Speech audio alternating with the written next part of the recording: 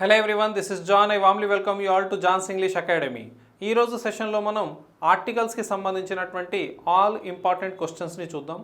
ఒక 100 క్వశ్చన్స్ని సెలెక్ట్ చేసుకొని అన్ని కాంపిటేటివ్ ఎగ్జామినేషన్స్లో ఏ ప్యాటర్న్లో అయితే మనల్ని ఆర్టికల్స్కి సంబంధించినటువంటి క్వశ్చన్స్ అడుగుతున్నాడో అదే ప్యాటర్న్లో మరియు గతానికి సంబంధించినటువంటి క్వశ్చన్స్ అన్నీ యాడ్ చేస్తూ మనం ఇక్కడ ఆర్టికల్స్ని డిస్కస్ చేయబోతున్నాం. ఆర్టికల్స్కి సంబంధించినటువంటి క్లాసెస్ ఆల్రెడీ అప్లోడ్ చేయబడి ఉన్నాయి, వాటిని చూడండి సో దట్ మీరు ఈ విషయాలను ఈజీగా అర్థం చేసుకోవచ్చు. ఎనీహౌ ఇక్కడ క్వశ్చన్స్ ద్వారా మనం రూల్స్ని డిరైవ్ చేస్తాం, తప్పకుండా మీకు రివిజన్ అవుతుంది. ఎవరైతే కొత్తగా నేర్చుకుంటున్నారో వాళ్ళకు ఖచ్చితంగా ఆర్టికల్స్కి సంబంధించినటువంటి విషయాలన్నీ కూడా చాలా ఈజీగా అర్థమైపోతాయి. ఒక్కొక్క క్వశ్చన్ని జాగ్రత్త విని నోట్ డౌన్ చేసేసుకోండి సో దట్ మీరు రాయబోతున్నటువంటి ఏ కాంపిటేటివ్ ఎగ్జామినేషన్ అయినా సరే ఆర్టికల్స్ నుంచి క్వశ్చన్ వస్తే ఖచ్చితంగా మనం కరెక్ట్ ఆన్సర్ పెట్టాల్సిందే. Let us start the session now. మనం ఫస్ట్ క్వశ్చన్ని డిస్కస్ చేసే ముందు ఆర్టికల్స్ యొక్క బేసిక్స్ని ఒకసారి రివైజ్ చేసేసుకుందాం. ఆర్టికల్స్ ఏ అండ్ ద అయితే ఇవి ఆర్టికల్స్ కాదు, ఇవి పుట్టుకతో అడ్జెక్టివ్స్ అనేటటువంటి విషయాన్ని మనం డిస్కస్ చేస్తాం. అంటే ఇవి అడ్జెక్టివ్స్, వీటినే మనం ఆర్టికల్స్గా డిటర్మినర్స్గా వాడతామనే విషయాన్ని మనం డిస్కస్ చేసాం.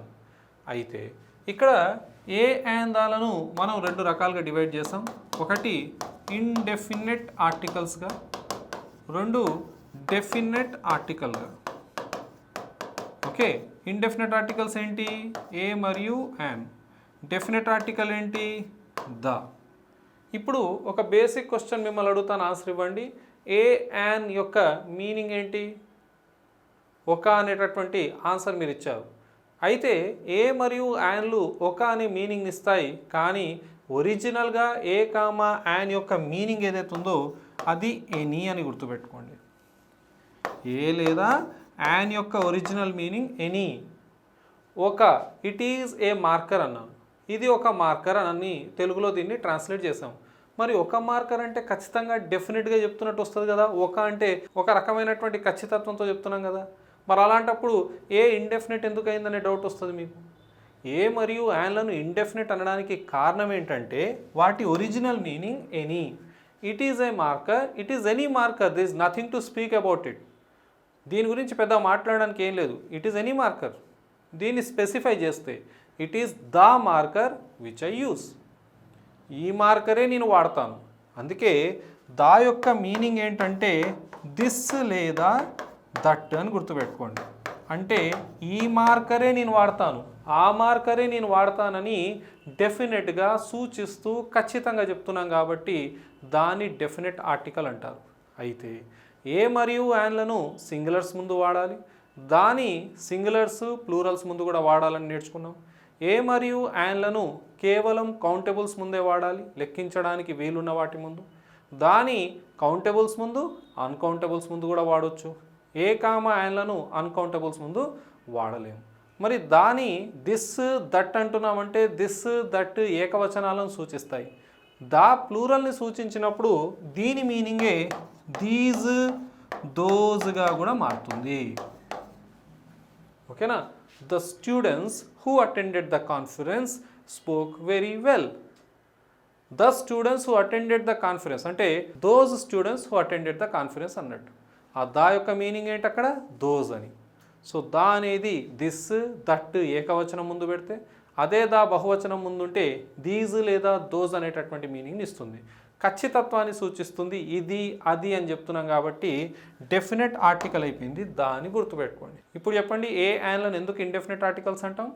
ఒక అని మీనింగ్ ఇచ్చినందుకు కాదు, ఎనీ అనేటటువంటి మీనింగ్ ఇచ్చినందుకు. సార్ ఏ కామా యాన్లు ఒక అనే మీనింగ్ ఇవ్వవా సార్? ఎందుకు ఇవ్వండి, ఇస్తాయి. అది కూడా డిస్కస్ చేద్దాం. కానీ మోస్ట్లీ దాని మీనింగ్ వచ్చేసి ఎనీ అని గుర్తుపెట్టుకోండి. అందుకే దాన్ని ఇండెఫినెట్ ఆర్టికల్ అంటాం. దాని ఎందుకు డెఫినెట్ ఆర్టికల్ అంటాం? దిస్ లేదా దట్ అనే మీనింగ్ ఇస్తుంది, దీస్ లేదా దోస్ అనేటటువంటి మీనింగ్ ఇస్తుంది కాబట్టి దాని డెఫినెట్ ఆర్టికల్ అంటాం అనే విషయాన్ని డిస్కస్ చేసాం. హవెవర్ మీకు ఇంకో విషయం చెప్పాను, ఏఈఐఓయుల గురించి. యూజువల్గా అపోహ ఏంటన్నాను? ఏఈఐలు వావెల్స్, వావెల్స్ ముందు యాన్ పెట్టేయాలనేటటువంటి అపోహ ఉంటుంది, కానీ అది పూర్తి స్థాయిలో కరెక్ట్ కాదు. ఐతో స్టార్ట్ అయ్యేటటువంటి పదాల ముందు యాన్ పెట్టండి, పర్వాలేదు.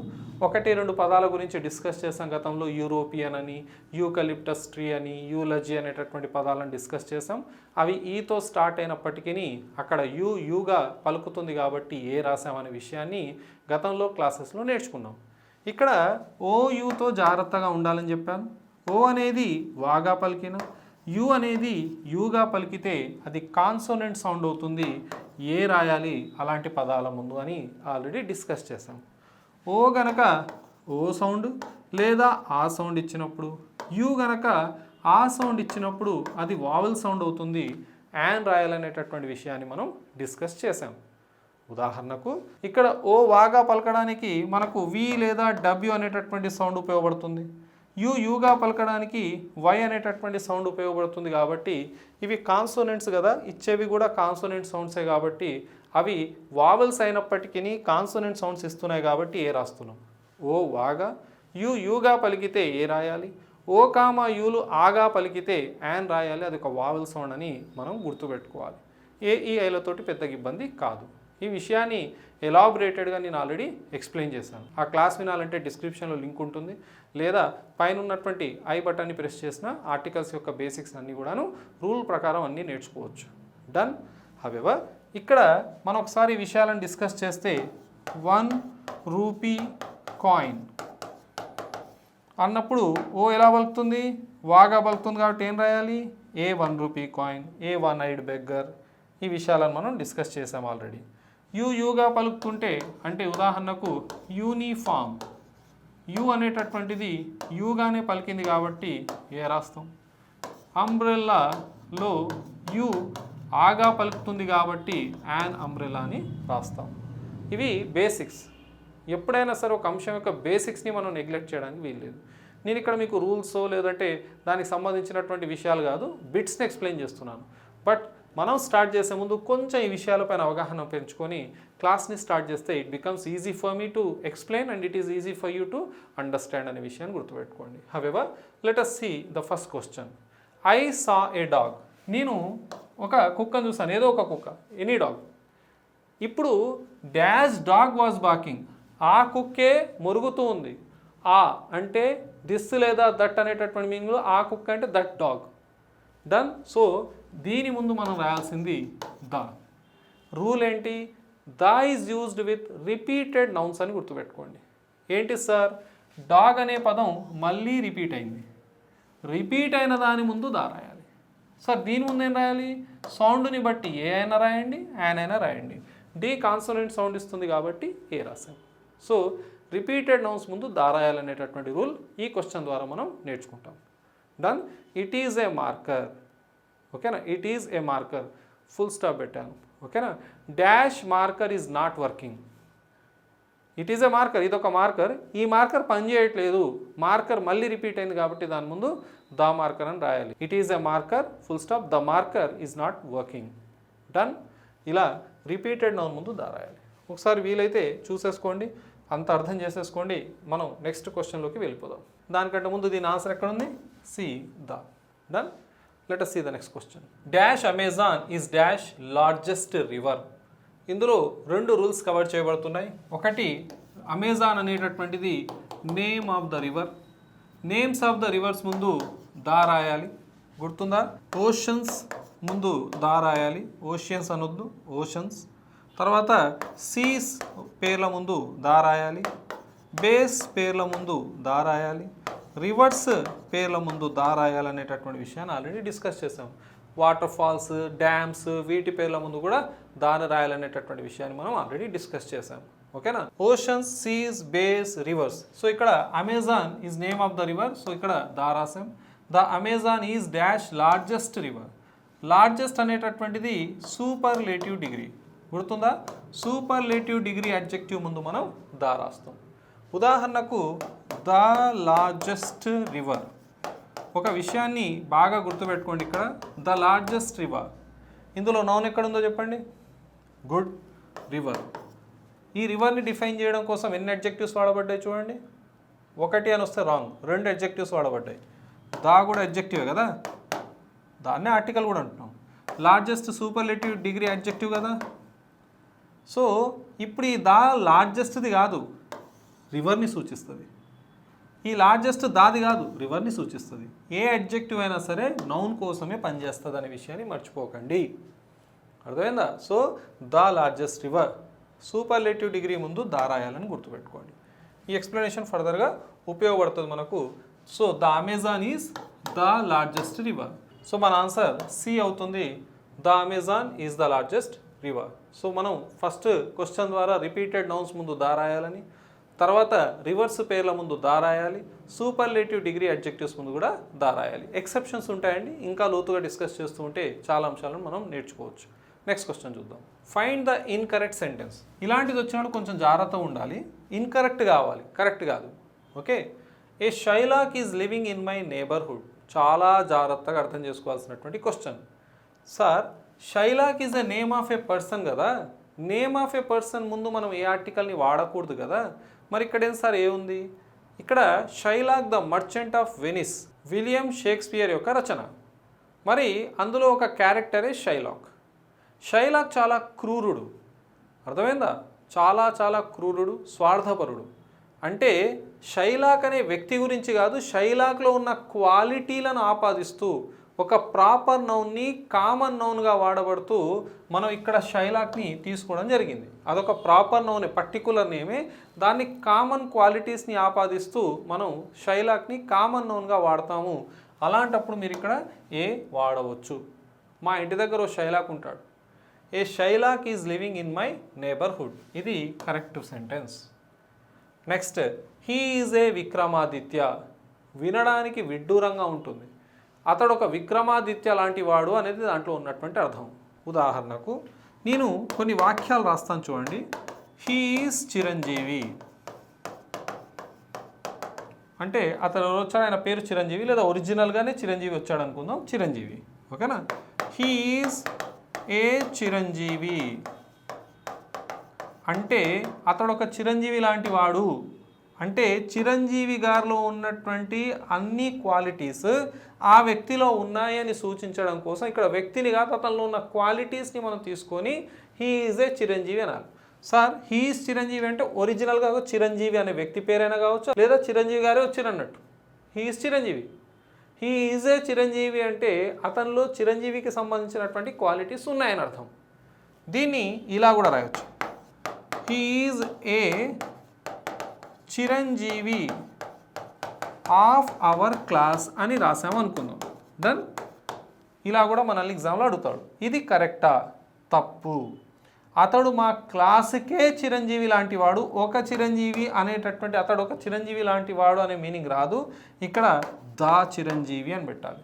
ఎందుకంటే ఇక్కడ ఈ పర్టికులర్ ఏదైతే భాగం ఉందో దాని ఆధారంగా he is the Chiranjeevi of our class. ఇప్పుడు నేను కొన్ని వాక్యాలు చెప్తాను. He is Virat Kohli. కరెక్టా రాంగా చెప్పండి? కరెక్ట్. ఎందుకంటే అతడు విరాట్ కోహ్లీ. టీవీలో చూసాం, అదిగో ఆయనే విరాట్ కోహ్లీ అన్నాం. He is a Virat Kohli. ఒక వ్యక్తిని పట్టుకొని he is a Virat Kohli అంటే విరాట్ కోహ్లీ స్టైల్ని, విరాట్ కోహ్లీ బ్యాటింగ్ని, విరాట్ కోహ్లీ ఒక యాటిట్యూడ్ని ఫాలో అవుతాడు అనుకుందాం. అలాంటి మేనరిజం ఉందనుకుందాం. He is a Virat Kohli. He is the Virat Kohli is wrong. He is the Virat Kohli of our team correct. మళ్ళీ చెప్తున్నా, he is Virat Kohli correct. He is a Virat Kohli correct. He is the Virat Kohli అని ఆగిపోతే రాంగ్. దాన్ని కంటిన్యూ చేయొచ్చు. He is the Virat Kohli of our team is correct. Kashmir is a Switzerland correct. Kashmir Switzerland లాంటిది. Kashmir is the Switzerland wrong. అదే దాన్ని కరెక్ట్ చేద్దామా? Kashmir is the Switzerland of our country. ఇప్పుడు కరెక్ట్. డన్. సో ఈ రకంగా మీరు గుర్తుపెట్టుకోండి. He is a Vikramaditya. విక్రమాదిత్యలో ఉన్నటువంటి మేనరిజం ఆయనలో ఉంది. Correct. He is a Chiranjeevi of our class. He is a Chiranjeevi of our class correct కాదు. ఏముండాలి ఇక్కడ? He is the Chiranjeevi of our class ఉండాలి. సో ఇది incorrect sentence. She is the Lata Mangeshkar of the show correct. ఆ షోకి ఆమె లతా మంగేష్కర్ లాంటిది. ఒకవేళ దీన్ని రాంగ్ చేద్దామంటే ఏం చేయాలి తెలుసా? ఈ భాగం తీసేస్తే wrong. She is the Lata Mangeshkar అనడానికి వీల్లేదు. కరెక్ట్ చేయాలంటే ఇలా యాడ్ చేయాలి. She is the Lata Mangeshkar of our show అని చెప్పొచ్చు, ఆఫ్ ద షో అని చెప్పొచ్చు. డన్. సో ఇది కూడా కరెక్టే. మనకేం కావాలి? ఇన్కరెక్ట్ కావాలి. ఇన్కరెక్ట్ ఒకటే ఉంది, అది సిలో ఉంది. కరెక్ట్ చేస్తే ఆ ఏ కాదు, మనం దా రాయాలి అక్కడ అని గుర్తుపెట్టుకోండి. డన్. మళ్ళీ ఒకసారి రివైండ్ చేసి మళ్ళీ ఈ రూల్ని కానీ ఈ ఎక్స్ప్లెనేషన్ని వినండి. ఐఎమ్ షూర్ మీకు ఎంతో కొంత నాలెడ్జ్ వస్తుంది. తప్పకుండా రాబోతున్నటువంటి ఎగ్జామినేషన్లో దీన్ని వాడాలి. Maturity, acceptance are very important. ఒక విషయాన్ని యాక్సెప్ట్ చేయాలి. Instead of questioning the question, accept it. అప్పుడే గ్రామర్ వస్తుందని గుర్తుపెట్టుకోండి. అలానే నేర్చుకున్నాను నేను. అర్థమైందా? ఎక్కడ కూడా నేను క్వశ్చన్ చేయలేదు. ఇక్కడ దా చిరంజీవి పెట్టకుండా నేను ఏ చిరంజీవి పెడితే ఏమొస్తుందంటే ఇంగ్లీష్ నేను తయారు చేయలేదు. అర్థమైందా? మా ఇంటి దగ్గర నుంచి తయారు చేసుకొని తీసుకురాలేదు. నేను ఇంగ్లీష్లో ఏం రాయబడిందో అది అర్థవంతంగా మీకు అర్థమయ్యేటట్టుగా చెప్పడమే నా యొక్క బాధ్యత, డ్యూటీ అని గుర్తుపెట్టుకోండి. అదే పని చేస్తున్నాను. నాకు నిజంగానే ఎంతో కొంత నాలెడ్జ్ నేను గెయిన్ చేయగలిగానంటే జస్ట్ బికాజ్ ఆఫ్ యాక్సెప్టెన్స్. నేను ఒక రూల్ని యాక్సెప్ట్ చేశాను. ఇంగ్లీష్లో ఉన్న విషయాలు ఇలానే ఉంటాయని నేర్చుకున్నాను.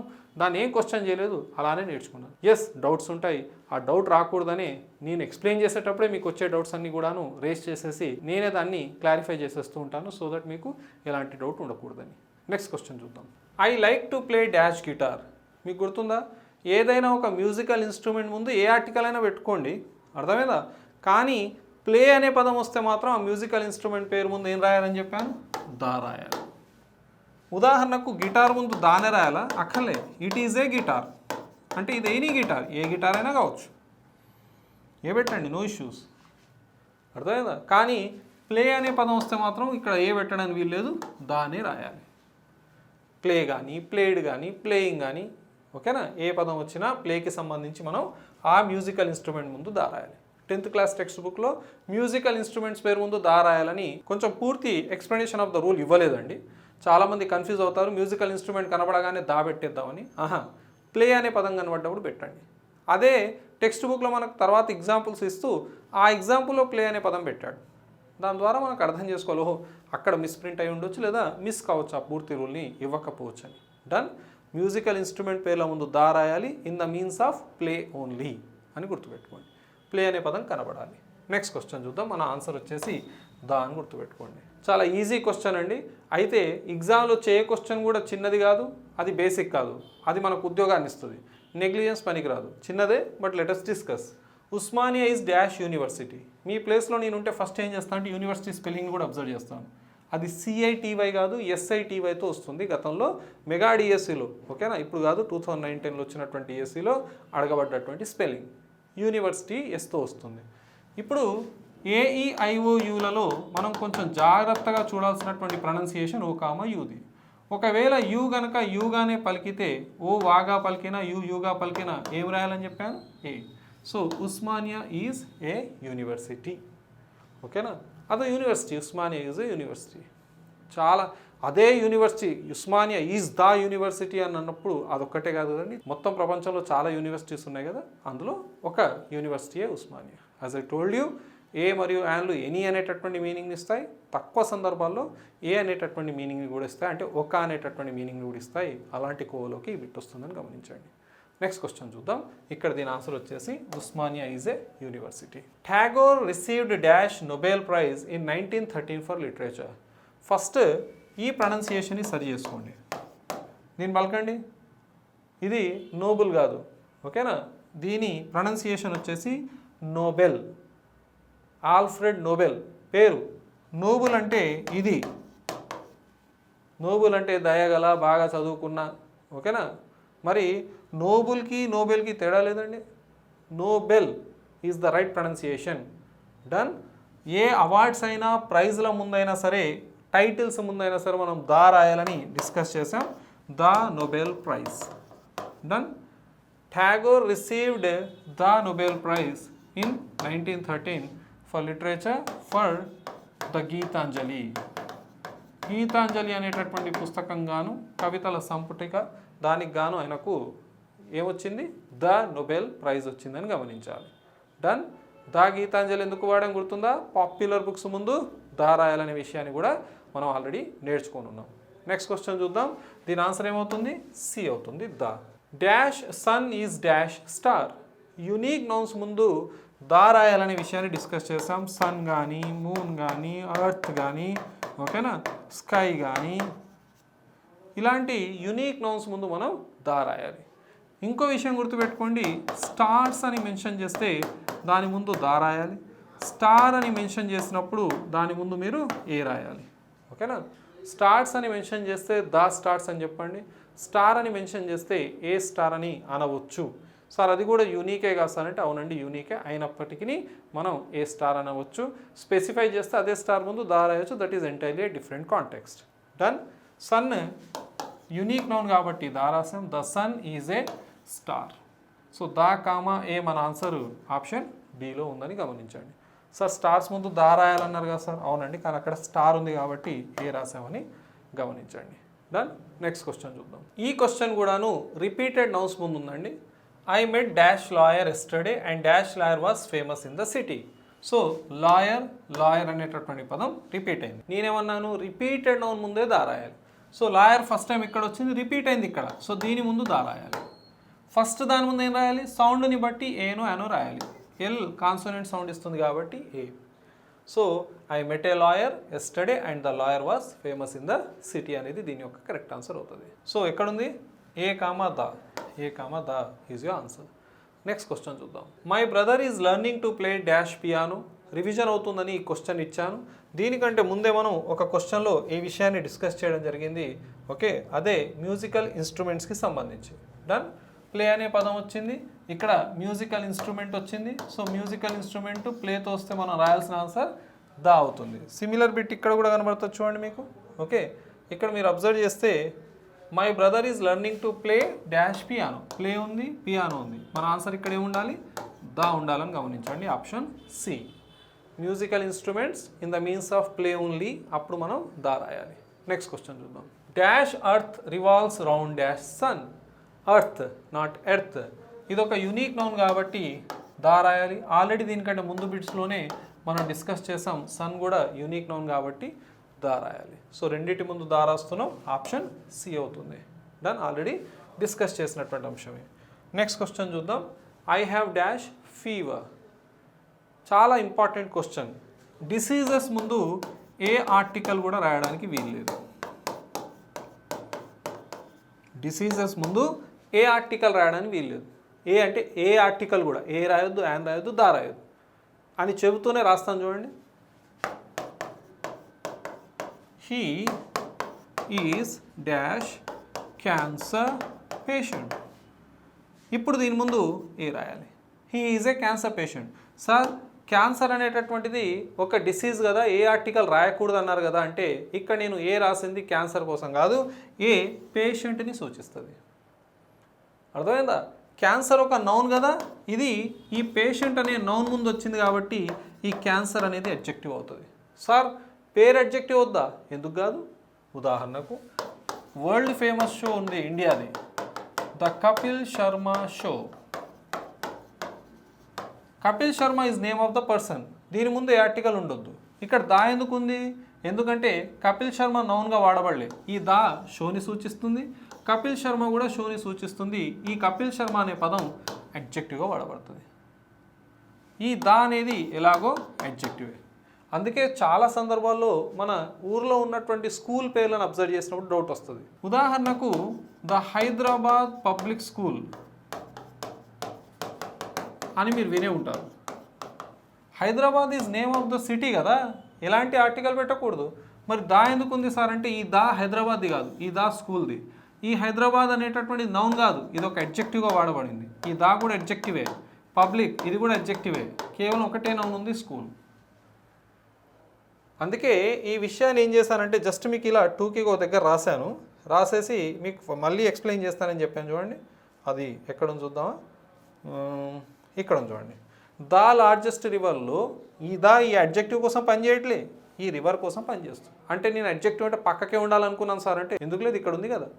ఒకే నౌన్ని డిఫైన్ చేయడం కోసం మీరు 7 కాదు 10 అడ్జెక్టివ్స్ కూడా రాసుకోవచ్చు. కాకపోతే అన్ని అడ్జెక్టివ్స్ ఎంత దూరం ఉన్నా కానీ అవన్నీ ఆ నౌన్ కోసమే పనిచేస్తూ ఉంటాయి.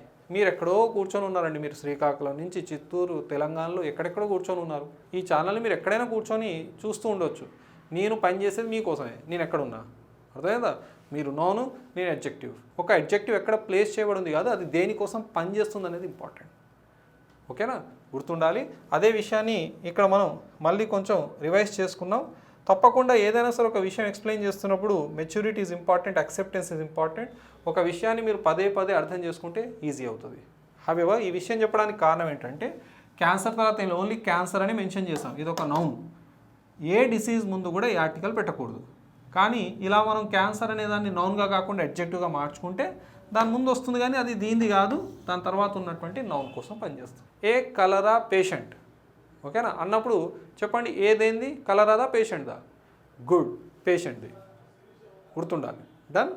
ఇది చూద్దామా? ఐ హ్యావ్ ఫీవర్, దీన్ని ఎందుకు ఎక్స్ప్లెయిన్ చేస్తూ వచ్చానంటే ఇక్కడ క్యాన్సర్, కలరా అనేవి డిసీజెస్, వీటి ముందు ఈ ఆర్టికల్ పెట్టొద్దు, కానీ డిజార్డర్స్ ముందు పెట్టాలి. లైక్ హెడేక్,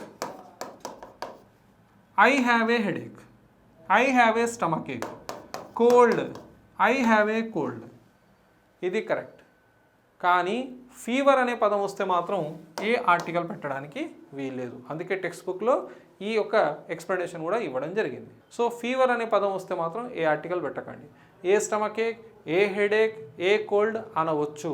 క్యాన్సర్ ముందు ఏ ఆర్టికల్ పెట్టొద్దు, డిసీజెస్ ముందు ఏ ఆర్టికల్ పెట్టడానికి వీల్లేదు. అర్థమైందా? ఈ విషయాన్ని మీరు గుర్తుపెట్టుకోవాలి. నెక్స్ట్ క్వశ్చన్ చూద్దాం. I listen to dash radio a lot. ఇక్కడ చాలా బేసిక్ క్వశ్చన్ అండి. రేడియో ఒక ఇన్వెన్షన్, దాని ముందు మనం దా రాయాలి. ఇంకో మాట కూడా గుర్తుపెట్టుకోండి, రేడియో అనే పదం ఎక్కడ కనిపించినా దా రాసేసేయండి. సార్ అలానే టీవీకి కూడా రాసేస్తా సార్, టీవీ కూడా ఇన్వెన్షన్ లాగా, ఓకేనా. The TV was invented by so and so. అదే మనం ఇంకో రకంగా వాడుతాం చూడండి, ఐఎమ్ వాచింగ్ టీవీ అంటాం, కానీ ఐఎమ్ వాచింగ్ ద టీవీ అనం. సో వాచింగ్, సీయింగ్ ఇలాంటి పదాలు వాడుతున్నాం, దాన్ని చూస్తున్నాం, వాడుతున్నాం అన్నప్పుడు టీవీ ముందు ఆర్టికల్ పెట్టాం మనం.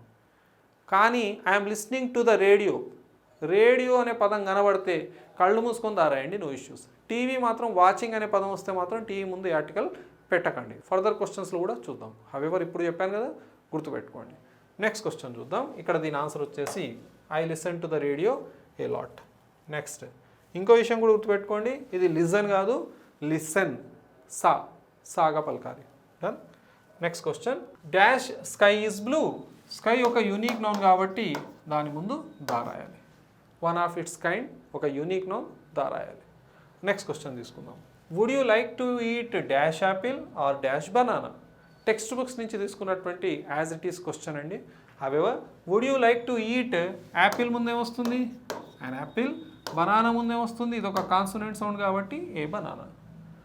వుడ్ యూ లైక్, ఇంకో విషయం కూడా గుర్తుపెట్టుకోండి, ఇక్కడ వుడ్ యూ లైక్ తో స్టార్ట్ అయినటువంటి ఏదైనా ఒక ఎక్స్ప్రెషన్ అది ఎలాగో క్వశ్చన్ మార్క్తో ఎండ్ అవుద్ది. సో ఇలా వుడ్ యూ లైక్తో స్టార్ట్ అయితే ఈ వుడ్ దేన్ని సూచిస్తుంది, ఈ వుడ్ యూ లైక్ దేన్ని సూచిస్తుంది అంటే ఆఫర్ని సూచిస్తుందని ఆన్సర్ చేయండి. ఉదాహరణకు ఇలా ఇస్తే I would like to have లేదా డ్రింక్ టీ అని ఉందనుకుందాం. ఇలా ఐ వుడ్ లైక్ అని వస్తే ఇది విష్ని తెలుపుతుందని గుర్తుపెట్టుకోండి. వుడ్ యూ లైక్తో స్టార్ట్ అయ్యి క్వశ్చన్ మార్క్తో ఎండ్ అయితేనేమో ఆఫర్, ఐ వుడ్ లైక్తో ఇలా స్టార్ట్ అయిపోతే వాక్యం అదొక విష్ అవుతుంది అనే విషయాన్ని గమనించాలి. Okay. However let us come back to the question. Would you like to eat an apple or a banana? And మరియు ఏ ఆప్షన్ డీలో ఉన్నాయని గుర్తుపెట్టుకోండి. జస్ట్ మోడల్ వర్బ్ గురించి ఇక్కడ మనం డిస్కస్ చేస్తాం వుడ్కి సంబంధించి. నెక్స్ట్ క్వశ్చన్ చూద్దాం. Find the incorrect sentence. మళ్ళీ ఇక్కడ ఇన్కరెక్ట్ సెంటెన్స్కి సంబంధించినటువంటి క్వశ్చన్ ఉంది. ఇది కూడా చాలా జాగ్రత్త వినండి, ఓకేనా. ఇక్కడ జంతు జాతికి సంబంధించినటువంటి క్వశ్చన్. ఇక్కడ కాంపిటేటివ్ ఎగ్జామినేషన్స్లో ఎలా ఒక విషయాన్ని ట్యాకిల్ చేయాలి, ప్లస్ కమ్యూనికేషన్లో ఏది కరెక్ట్, గ్రామాటికల్గా కూడా ఏది కరెక్ట్, కానీ మన కాంపిటేటివ్ ఎగ్జామినేషన్స్లో దేనికి ప్రిఫరెన్స్ ఇవ్వాలి, ఈ క్వశ్చన్ ద్వారా మనం డిస్కస్ చేయబోతున్నాం. ఫస్ట్ చూద్దాం. ఏ cow is a useful animal. ఇక్కడ అబ్జర్వ్ చేయండి, యూస్ఫుల్ ముందు ఏ ఎందుకు పెట్టామంటే యూ అనేది యూగానే పలుకుతుంది కాబట్టి ఏ వాడాం. ఇంకో విషయం గుర్తుపెట్టుకోండి, ఎఫ్యూఎల్ ఫుల్తో ఎండ్ అయ్యేటటువంటి పదాలు అడ్జెక్టివ్స్ అవుతాయని గమనించాలి. అపాస్ట్రఫీ ఎస్తో ఎండ్ అయ్యే పదాలు కూడా అడ్జెక్టివ్స్ అవుతాయి.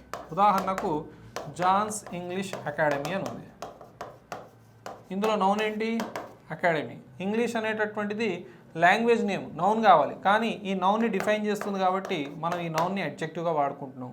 అపాస్ట్రఫీ ఎస్ ఉన్నవి ఏవైనా సరే ఏమవుతాయి, అడ్జెక్టివ్స్ అవుతాయి. ఓకేనా, బాగా గుర్తుపెట్టుకోండి. హవెవర్ ఇక్కడ యూస్ఫుల్ ఎఫ్యూఎల్ ఫుల్తో కూడా ఎండ్ అయ్యేటటువంటి పదాలను అడ్జెక్టివ్స్ అనాలని గుర్తుపెట్టుకోండి.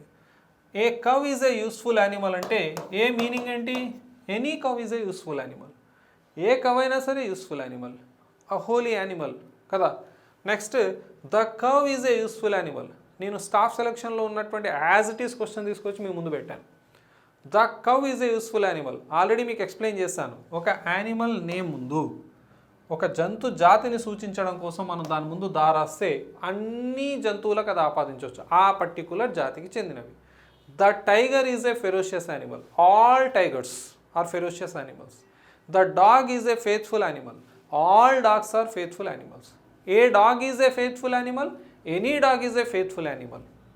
సార్ ఇలా ఎగ్జామ్లో ఈ వాక్యం ఇచ్చేసి ఇక్కడ బ్లాంక్ ఇచ్చాడు సార్, మీరేమో ఏ కరెక్ట్ అంటున్నారు, దా కరెక్ట్ అంటున్నారు. ఎగ్జామ్లో ఇలా బ్లాంక్ ఇస్తే ఏం పెట్టాలి సార్, దా పెట్టాలి. అదే విషయం ఈ బిట్ యొక్క బిగినింగ్లో మీకు చెప్పాను. Dash dog is a faithful animal అని మిమ్మల్ని క్వశ్చన్ చేస్తే ఆ బ్లాంక్లో మీరు కళ్ళు మూసుకొని దాబెట్టండి. ఇలా కరెక్షన్స్ అడిగితే a dog is a faithful animal wrong కాదు, any dog is a faithful animal అనే మీనింగ్ ఇస్తుంది. The dog is a faithful animal అంటే all dogs are faithful animals. ఇక్కడ ద కవ్ అంటే ఆల్ కౌస్ అని గుర్తుపెట్టుకోండి. Done. Cows are useful animals. Correct, ఇది correct, ఇది కరెక్ట్, మూడు కరెక్టే. మనకు కావాల్సింది ఇన్కరెక్ట్. ఇక్కడ చూడండి, cows are useful animals. The cows are useful animals అనకూడదు. దీన్ని సరి చేయండి చూద్దాం. The cows are useful animals wrong అంటున్నాను కదా, దీన్ని సరి చేయండి చూద్దాం. ఎస్, మీరు ఎస్ తీసేసినా పర్లేదు. The cow is a useful animal. ఇంత రిస్క్ తీసుకోకుండా దా తీసేయండి, అయిపోద్ది. Cows are useful animal. Sir మీరు ఇంతకుముందే దా పెట్టాలన్నారు కదా సార్, ప్లూరల్ ఉండకూడదు, సింగులరే ఉండాలి. The cow not the cows. The dog not the dogs. దీనికి భిన్నంగా మనుషులకు ఆపాదించేటప్పుడు ఎలాంటి ఆర్టికల్ వాడకూడదు. అంటే ద డాగ్ అంటే ఆల్ డాగ్స్ అంటున్నాం, ద కౌ అంటే ఆల్ కౌస్ అంటున్నాం. అలా అందరూ మనుషులకు ఆపాదించేటటువంటి ఏదైనా స్టేట్మెంట్ వస్తే మాత్రం ఎలాంటి ఆర్టికల్ వాడకూడదు. Like man is mortal. Man అనేటటువంటి ఈ పదం ముందు ఏ ఆర్టికల్ పెట్టాలంటే ఏ మ్యాన్ ఈజ్ మోర్టల్ అంటే ఎనీ మ్యాన్ ఈజ్ మోర్టల్ అని వస్తుంది కదా సార్, రాసేద్దాం, దారాద్దాం. ఇంగ్లీష్ గ్రామర్ ఒప్పుకోదు, వ్యక్తులకు ఆపాదించలేము. ఇక్కడ ఏ ఆర్టికల్ని కూడా మనం వాడలేము. Man is mortal. అదే జంతు జాతిని సమూహాన్ని మొత్తాన్ని సూచించడం కోసం మాత్రం మనం ఆర్టికల్ని పెట్టవచ్చు. అదే ఇంగ్లీష్ గ్రామర్. ఇలానే గుర్తుపెట్టుకోవాలి. డన్. ఈ క్వశ్చన్ని మనం ఫర్దర్గా కూడా డిస్కస్ చేద్దాం. ఈ క్వశ్చన్ చాలా ఇంపార్టెంట్. మళ్ళీ వినండి, వీలైతే నోట్ డౌన్ చేయండి. తప్పకుండా కొన్ని విషయాల నుంచి తప్పించుకోలేమండి. అంటే ఏదైతే ఈజీగా ఉందో అది వినేసి, ఏదైతే కొంచెం టిపికల్గా అనిపిస్తుందో దీన్ని స్కిప్ చేసేద్దాం, అయిపోద్దాం అనుకుంటాం. కానీ అదే మనం మెడకు చుట్టుకుంటుంది, అదే ఎగ్జామ్లో కనబడుతుంది. కాబట్టి యూ నీడ్ టు ఫైట్ అండి. దీనికి ఖచ్చితంగా కావాల్సింది ఏంటంటే దీని సంగతి చూడాలి. ఈ క్వశ్చన్ సంగతి చూడాలన్నప్పుడు మాత్రమే మనకు ఆ క్వశ్చన్ వస్తుంది తప్ప దీని నుంచి పారిపోతే అది మనల్ని తరుముతూనే ఉంటుందని గుర్తుపెట్టుకోండి. ఖచ్చితంగా ఏది టిపికల్ అనిపిస్తుందో దాన్నే ఫస్ట్ నేర్చుకోవడానికి ట్రై చేయండి. ద డాక్టర్ ఆస్ ఫర్ డాష్ ఎక్స్రే. మీకు నేను ఆర్టికల్స్ నేర్పించేటప్పుడు అబ్రివేషన్స్ గురించి చెప్పాను. అబ్రివేషన్స్ గురించి చెప్పినప్పుడు ఫస్ట్ దాని యొక్క మీనింగ్ చెప్పాను. అబ్రివేషన్ అంటే to make something short. SI దీన్ని అబ్రివేషన్ అనాలి తప్ప సబ్ ఇన్స్పెక్టర్ ఆఫ్ పోలీస్ని అబ్రివేషన్ అనొద్దు, అది ఫుల్ ఫామ్. అర్థమైందా? డిఈఓ ఇది అబ్రివేషన్. డిస్ట్రిక్ట్ ఎడ్యుకేషనల్ ఆఫీసర్ ఏదైతే ఉందో అది ఫుల్ ఫామ్ అవుతుంది. సో ఇది abbreviation. To make something short is known as abbreviation. ఈ అబ్రివేషన్స్ వచ్చినప్పుడు ఎలా చేయాలని చెప్పాను నేను, పదాలకు ఎలా రూల్స్ ఆపాదిస్తున్నా అలా కాకుండా స్లోగా ఫస్ట్ దీన్ని ఈ మొదటి అక్షరాన్ని పలకాలని చెప్పాను. పలకండి దీన్ని స్లోగా. ఏస్ ఏస్ ఫస్ట్ అది వావెల్ సౌండ్ ఇస్తుంది కాబట్టి యాన్ ఎస్ఐ. ఎంఎల్ఏ దీన్ని పలకండి స్లోగా. ఏమ్ సో ఫస్ట్ ఇది వావెల్ సౌండ్ ఇస్తుంది కాబట్టి యాన్ ఎంఎల్ఏ. డిఈఓ ఇప్పుడు చూడండి, డి అంటే ఫస్ట్ డా తర్వాతే ఈ, ఫస్ట్ ఇది కాన్సనెంట్ సౌండ్ డ ఇస్తుంది కాబట్టి ఏడిఈఓ. ఇక్కడ చూద్దామా, ఎక్స్రే ఫస్ట్ ఇది ఏ తర్వాత ఎక్స్, ఎక్స్రే వావెల్ సౌండ్ ఇస్తుంది కాబట్టి an x-ray. The doctor asked for an x-ray. ఇందులో కే పలకొద్దు, ఆస్క్డు కాదు అది, ఆస్ట్ అని పలకాలి, కే పలకకండి. ఇందులో పలకాలండి మరి. ఇది ఆస్క్, దీని ఆస్ అనేరు, ఇది ఆస్కే. అక్కడ పలకకండి, కే పలకండి. ఓకేనా? దాని యొక్క V2 V3లో పలకకండి, V4లో ఆస్కింగ్ అనే పలకండి. డన్. నెక్స్ట్ క్వశ్చన్ చూద్దాం. దీని ఆన్సర్ ఏమవుతుంది? యాన్ ఎక్స్రే అవుతుంది. Find the incorrect sentence. మళ్ళీ incorrect sentence. The old are respected by the young. మీకు ఆర్టికల్స్ యొక్క రూల్స్ డిగ్రీస్ ఆఫ్ కంపారిజన్తో మనం కొన్ని రూల్స్ని డిస్కస్ చేసాం. Positive degree, comparative degree, superlative డిగ్రీకి సంబంధించి. పాజిటివ్ డిగ్రీ ఉదాహరణకు ఓల్డ్, దీని comparative degree older, superlative degree oldest. ఇదే ఓల్డ్కి రెండు కంపారిటివ్స్ ఉన్నాయి, ఓల్డ్ ఉంది, ఎల్డర్ ఉంది. రెండు సూపర్లేటివ్స్ ఉన్నాయి, ఓల్డెస్ట్ ఉంది, ఎల్డెస్ట్ ఉంది. సందర్భం వచ్చిందని చెప్తున్నాను. రూల్స్ ఏం చెప్పాను గుర్తుందా మీకు? పాజిటివ్ డిగ్రీ ముందు దా రాస్తే అది ప్లూరల్ నౌన్గా మారుతుంది. కంపారిటివ్ డిగ్రీకి సంబంధించి ఏదైనా ఒక వాక్యంలో రెండు కంపారిటివ్ డిగ్రీస్ ఇస్తే రెండిటి ముందు దా రాయాలి. The higher we go the cooler it becomes అనేటటువంటి ఒక పార్ట్ ఆఫ్ స్పీచ్కి సంబంధించినటువంటి క్వశ్చన్ కూడా డిస్కస్ చేసాం. సూపర్లేటివ్ డిగ్రీ ముందు దా రాయాలి. ఇక్కడ చూడండి, ద ఓల్డ్, ఈ ఓల్డ్ అనేటటువంటిది అడ్జెక్టివ్గా వాడకూడదు. ఇప్పుడు దా ఉంది, ఓల్డ్ ఉంది. ఇప్పుడు ఈ దా అనేది అడ్జెక్టివ్, దీని పక్కకున్న ఓల్డ్ నౌన్గా వాడబడింది, అది కూడా ప్లూరల్గా ద ఓల్డ్, అందుకే ఇక్కడ ఆర్ ఉంది. డన్. ద ఓల్డ్ అంటే the old people are respected by the young. Young ఇక్కడ నౌన్గా వాడబడింది, అడ్జెక్టివ్గా కాదు. ఎలా గుర్తుపట్టాలి సార్? సార్ ఇది అడ్జెక్టివ్ కదా, ఇది కూడా అడ్జెక్టివ్ అవుతుంది అనుకున్నాను సార్. మరి నౌన్ ఏది పక్కకు? లైన్గా రెండు అడ్జెక్టివ్లు రాస్తే సరిపోదు కదా, పక్కకు నౌన్ కూడా రాయాలి కదా మరి. కాబట్టి ఇదే నౌన్గా, ప్లూరల్ నౌన్గా. ద యంగ్ అంటే ద యంగ్ పీపుల్. అందుకే ఆర్టికల్స్కి రూల్స్కి సంబంధించినటువంటి క్లాస్ మీరు వింటే బెటర్గా ఉంటుంది. ఎవరైతే న్యూ సబ్స్క్రైబర్స్ ఉన్నారో ఎంతవరకు చెప్తున్నా అంతవరకు అర్థం చేసుకొని ఫర్దర్గా క్లాస్ చూడండి. A mango is a sweet fruit. A mango, any mango is a sweet fruit. So ఇది కరెక్టే, ఇది కరెక్టే. మ్యాన్ ఈజ్ మోర్టల్, ఇది కరెక్టే, మనం ఇంతకుముందే డిస్కస్ చేసాం. Done. Man is mortal, no article. So ఇది కరెక్టే. మరి ఇచ్చినటువంటి వాక్యాల్లో ఒక్కటన్నా ఇన్కరెక్ట్ ఉందా? లేదు. కాబట్టి ఆప్షన్ డి నన్ అని పెట్టాలి. ఇది 17th క్వశ్చన్. సార్ నేను ఇక్కడ ఏ మ్యాంగో, దా మ్యాంగో కూడా పెట్టేస్తా సార్, దీనికి అంత మ్యాంగోస్ అన్నిటికీ ఆపాదిస్తా సార్. జంతువులకు ఆపాదించమని చెప్పిన, ఫ్రూట్స్కి కాదు. ఓకే, గమనించాలి. ఒకవేళ అలాంటిది ఉంటే నేనే చెప్పేస్తాను. Dash book you mentioned is not available in the market. ఇలాంటి క్వశ్చన్స్ ఏ రూల్ కింద పనిచేయవండి, ఇది కాన్సెప్ట్ మీద పనిచేస్తుంది. అంటే దా అనేది ఒక డెఫినెట్ ఆర్టికల్, దాని meaning this, that, these, those అని ఇస్తుంది. ఏ మరియు యాన్లు ఎనీ అనే మీనింగ్ ఇస్తాయి అనే విషయం మీ మైండ్లో ఉంటే దీని ఆన్సర్ వస్తుంది. Dash book you mentioned is not available in the market. A book అయితే నువ్వు మెన్షన్ చేస్తావు ఆ బుక్ మార్కెట్లో లేదు. ఆ బుక్ అంటే ఏంటిది? That book. దట్, దిస్ అనే మీనింగ్ ఇచ్చేటటువంటి పదం ఏంటి? దిస్ లేదా దట్ అనే మీనింగ్ ఇచ్చే పదం ఆర్టికల్స్లో the. Answer the. A book అయితే నువ్వు మెన్షన్ చేసావో స్పెసిఫై చేసి చెప్తున్నాం. The book you mentioned is not available in the market. Done. Next question చూద్దాం. Dash dog is a faithful animal. ఈ క్వశ్చన్ ఇంతకుముందు తీసుకున్నటువంటి క్వశ్చన్ యొక్క ఒక రకమైనటువంటి రివిజన్ అనుకోవచ్చు. ఎక్కడ మనం ఏ కవ్, దా కవ్ అని డిస్కస్ చేసాం చూడండి. ఆ క్వశ్చన్ దగ్గర ఒకసారి వెళ్తే మీకు అర్థమవుతుంది. ఇలా వాక్యం ఇస్తే ఇది తప్పనడానికి వీల్లేదని చెప్పాను. ఏ cow is a useful animal కరెక్టే, దా కవ్ ఈజ్ ఏ యూస్ఫుల్ యానిమల్ కరెక్టే. కానీ అదే దీని ముందు బ్లాంక్ ఇస్తే మాత్రం ఏ కాదు, దాన్ని ప్రిఫర్ చేయాలని మీకు చెప్పాను. ఓకే, సో ఇక్కడ ఒకసారి క్వశ్చన్ దగ్గరకు వద్దాం. Dash dog is a faithful animal. A పెట్టినా తప్పే ఉండదు, కానీ దా అనేది ప్రాపర్గా ఉన్నటువంటి ఆన్సర్. ఈ రెండింటిలో కంపేర్ చేస్తే దిస్ ఈజ్ ప్రాపర్ ఆన్సర్ అవుద్ది. The dog is a faithful animal. The dog meaning ఏంటి? All dogs are faithful animals. All dogs are faithful animals అని గుర్తుపెట్టుకోండి. డన్. సో దీని ఆన్సర్ వచ్చేసి సి అవుతుంది. నెక్స్ట్ క్వశ్చన్ చూద్దాం.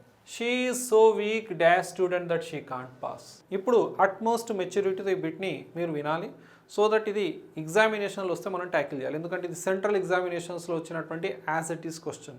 సార్ మనకెందుకు సార్? ఎందుకంటే అక్కడి నుంచి మొత్తం ఇక్కడికి వలస వచ్చేస్తాయి క్వశ్చన్స్. అంటే ఏదైతే సెంట్రల్ ఎగ్జామినేషన్స్లో ప్యాటర్న్ నడుస్తుందో అలాంటి ప్యాటర్న్లో స్టేట్ ఎగ్జామినేషన్స్లో క్వశ్చన్స్ వస్తాయి. కాబట్టి ఖచ్చితంగా ఈ విషయం పైన అవగాహన ఉండాలి.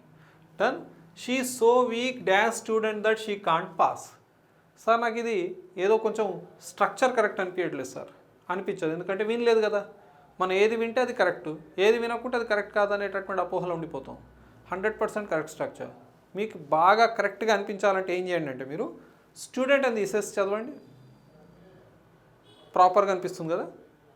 స్టూడెంట్ అని తీసేస్తే అప్పుడు ఏం కనబడుతుంది? She is so weak that she can't pass. ప్రాపర్గా ఉంది. కానీ మధ్యలో ఒక నౌన్ని పెట్టేసరికి అసలు అర్థం కాదు ఏంటో అది. ఇలా మీకు సో దట్ యూసేజ్లో యాజ్ కానీ సో దట్ యూసేజ్లో కానీ యాజ్ కావచ్చు, సో దట్ యూసేజ్ కావచ్చు, ఇలాంటి వాటిలో మీకు ఒక నౌన్ని కనుక ఇన్సర్ట్ చేస్తే, ఒక నౌన్ని ఇస్తే సౌండ్ని బట్టి ఏ లేదా యాన్ రాయాలి. ఇక్కడ ఆన్సర్ ఏ అవుతుంది. She so weak a student that she can't pass. Sir నాకు అస్సలు ఇది డైజెస్ట్ కావట్లేదు సార్, పలకడానికి కూడా నాకు విడ్డూరంగా అనిపిస్తుంది సార్. ఎప్పుడు పలకలేదు కాబట్టి విడ్డూరంగా అనిపిస్తుంది. అర్థమైందా? ఈ క్వశ్చను ఈ మధ్య కాలంలో వచ్చినా కానీ రూల్ పాతదండి. క్వశ్చన్ ఈ మధ్య కాలంలో వచ్చి ఉండొచ్చు, రూల్ పాతది. అర్థమైందా? కానీ మనల్ని అడగలేదు కాబట్టి మనం దీని మీద ఫోకస్ చేయలేదు. ఇకనైనా మీరు ఈ విషయాలను గుర్తుపెట్టుకోవాల్సిందే. మన ఆన్సర్ వచ్చేసి ఏ అని గుర్తుపెట్టుకోండి. ఈ భాగాన్ని తీసేస్తే మనకి ఎలాంటి ఇబ్బంది ఉండదు. She so weak that she can't pass. అలాంటప్పుడు అది ఆర్టికల్ క్వశ్చన్ ఎందుకు అవుద్దండి? సింపుల్ కాంపౌండ్ కాంప్లెక్స్ క్వశ్చన్ అవుద్ది. లేదా మనం ట్రాన్స్ఫార్మ్ ఎలా చేయాలో నేర్చుకోవడానికి ఈజీ అవుద్ది. కానీ ఇక్కడ అడుగుతుంది ఆర్టికల్స్కి సంబంధించినటువంటి క్వశ్చన్, ఏ రాయాలి. నెక్స్ట్ క్వశ్చన్ చూద్దాం. There are few boys in the class, the above sentence means. There are few boys.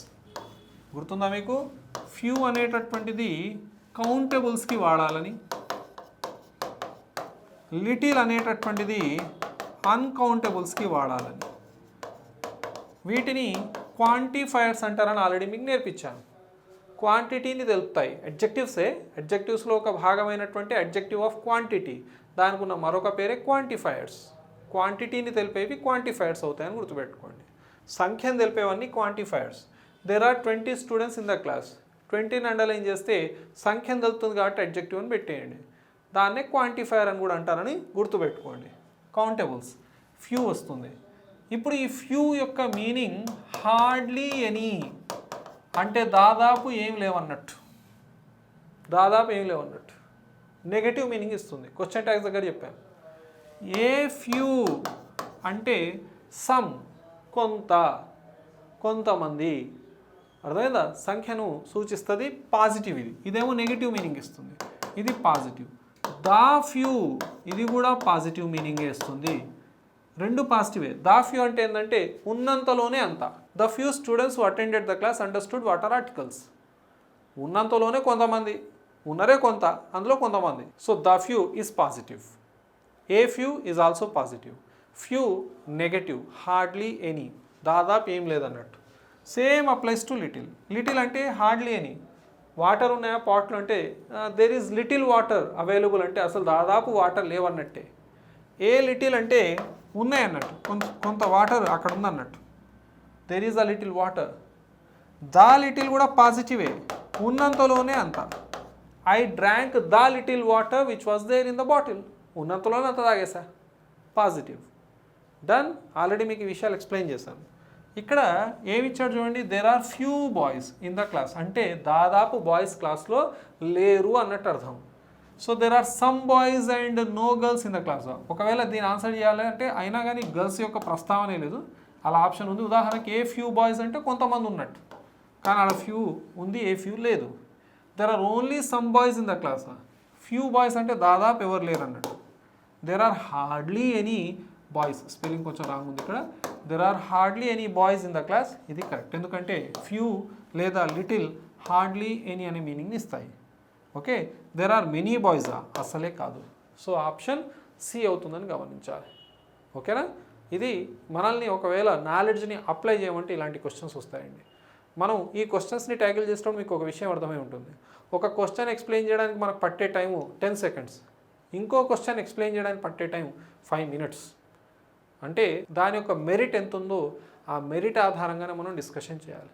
ఏదైనా ఒక క్వశ్చన్ యొక్క మెరిట్ ఆధారంగానే ఆన్సర్ చేయాలి. మీరు ఒక క్వశ్చన్ కోసం 10 seconds 20 seconds ఆలోచించాల్సింది పోయి 1 నిమిషం 2 నిమిషాలు ఆలోచిస్తేనే టైం సరిపోదు, ఉద్యోగం దగ్గర ఇబ్బంది అవుతుంది. ఒక క్వశ్చన్ పైన ఎంత ఆలోచించాలో అంతే ఆలోచించాలి. మెరిట్ ఆఫ్ ద క్వశ్చన్ని బట్టే టైం స్పెండ్ చేయాలి. ప్రాక్టీస్ ద్వారా సాధ్యమవుతుంది. నెక్స్ట్ క్వశ్చన్ చూద్దాం. ఆర్టికల్స్కి సంబంధించినటువంటి మరొక ఇంపార్టెంట్ క్వశ్చన్ డెసిగ్నేషన్స్కి సంబంధించి. ఎవరైతే యూట్యూబ్ షార్ట్స్లో ఈ క్వశ్చన్ని చూసారో తప్పకుండా వాళ్ళకి ఇది రివిజన్ అవుద్ది. ఎవరైతే ఫస్ట్ టైం వింటున్నారో జాగ్రత్త వినండి. ఇక్కడ 2 డెసిగ్నేషన్స్ కనబడుతున్నాయి. ఒకటి ప్రిన్సిపల్, 2 చైర్మన్. ఇలా రెండు డెసిగ్నేషన్స్ ఇచ్చినప్పుడు మనం ఇద్దరు వ్యక్తుల ఒక వ్యక్త అని ఎలా తెలుసుకోవాలి అని అంటే ఇక్కడ ఇచ్చిన వర్బ్ని చూడాలి. ఈజ్ అనేది సింగులర్ని సూచిస్తుంది, అంటే అవతల ఉన్నటువంటి వ్యక్తి ఒక్కడే, ఆ ఒక్క వ్యక్తే రెండు పొజిషన్స్లో ఉన్నాడు అని అర్థం చేసుకోవాలి. అంటే మీరు వర్బ్ని చూసి ఆన్సర్ చేయాలి. సో దీని answer the principal and chairman is coming now. రెండో డెసిగ్నేషన్ ముందు ఏ ఆర్టికల్ పెట్టడానికి వీల్లేదు, ఎందుకంటే అతడే ప్రిన్సిపల్ అతడే చైర్మన్ అని గుర్తుపెట్టుకోండి. ఇన్ కేస్ ఇక్కడ ఈజ్ కాకుండా ఆర్ ఇచ్చుంటే ఇక్కడ దా రాయాలి, ఇక్కడ దా రాయాలి. The principal and the chairman అని రాయాలి. అప్పుడు ప్రిన్సిపల్ పోస్ట్లో మరియు చైర్మన్ పోస్ట్లో ఇద్దరు వేరే వేరే వ్యక్తులు ఉన్నారని గమనించాలి. ఇది డెసిగ్నేషన్కి సంబంధించినటువంటి బిట్. ఇది మీ మైండ్లో సిమెంట్ కావాలంటే నేను ఇలాంటి కొన్ని క్వశ్చన్స్ని రిపీట్ చేసి ఇచ్చాను, మీకు ఈజీగా అర్థమవుతుంది. సో ఫస్ట్ బ్లాంక్లో దా ఉండాలి, నెక్స్ట్ బ్లాంక్లో no article. So option C అవుతుంది. నెక్స్ట్ క్వశ్చన్ చూద్దాం, ఇంకా క్లారిటీ పెరుగుతుంది. Dash principal and dash chairman are coming. Are is used for plurals. So ఇక్కడ ఆ డెసిగ్నేషన్స్లో ఇద్దరు వేరే వేరే వ్యక్తులు ఉన్నారు కాబట్టి the principal and the chairman are coming, రెండింటి ముందు దా రాయాలి. ఇతడు వేరే వ్యక్తి, ఇతడు వేరే వ్యక్తి అని గమనించండి. ఎలా కనిపెట్టాం? ఇలా వర్బ్ని చూసి ప్లూరల్ వర్బ్ ఏందో చూసుకొని ఆన్సర్ చేసాం. ప్రతిసారి ఈజో ఆరో ఇవ్వడు, వాజో వరో ఇస్తుండొచ్చు, హ్యావో హ్యాజో ఇస్తుండొచ్చు, డోంటో డజంటో ఇస్తుండొచ్చు, V1 చివరన ఎస్ పెట్టొచ్చు, ఈఎస్ పెట్టొచ్చు, లేదా ప్లెయిన్ V1 కూడా ఇవ్వవచ్చు. దాన్ని బట్టి సింగులరా ప్లూరలా మనం డెసిషన్ తీసుకొని ఆన్సర్ చేయాలి. అందుకే టెన్సెస్ చాలా ఇంపార్టెంట్ అవుతాయి మన స్కోరింగ్లోనే గుర్తుపెట్టుకోండి. దీనికంటే ముందు నేను already 100 questions important questions of tenses చేశాను. ఎవరైతే ఆ క్లాస్ చూడలేదో చూడండి. ఎన్ని 100 క్వశ్చన్స్ ద్వారా ఎంత అప్డేటెడ్ నాలెడ్జ్ అందులో ఉందో చూసుకోండి ఒకసారి. ఐఎమ్ షూర్ అలాంటి విషయాలు నేర్చుకుంటే ఒక అడుగు అందరికంటే ముందే ఉంటామని గమనించాలి. నెక్స్ట్ చూద్దాం. Dash poet and dash singer has given the speech. Has అనేది సింగులర్కి వాడాలి. Has is use for singular. నాకు ఈ సింగులరు ప్లూరలు దేనికి వాడాలో ఎప్పుడో కన్ఫ్యూజనే సార్. అయితే వినండి, చాలా చిన్న విషయం. ఈజ్ కానీ వాజ్ కానీ హ్యాజ్ కానీ V1 చివరన ఎస్ కానీ ఈఎస్ కానీ డజ్ కానీ అబ్జర్వ్ చేయండి, ఇలా ఎస్తో ఎండ్ అవుతున్నాయి. ఈ ఎస్ అంటేనే సింగులర్ అని అలా మైండ్లో గుర్తుపెట్టుకోండి. సో దట్ మీకు కొంచెం ఊరట, అంటే ఎవరైతే కొంచెం బేసిక్ విద్యార్థులు ఇబ్బంది పడతారో వాళ్ళ కోసం చెప్తున్నాను. ఇవన్నీ singular verbs. Is, was, has, V1 చివరన ఎస్ లేదా ఈఎస్, డజ్, ఇవన్నీ సింగులర్ వర్బ్స్ అవుతాయని గుర్తుపెట్టుకోండి. అవగాహన కోసం చెప్తున్నాను.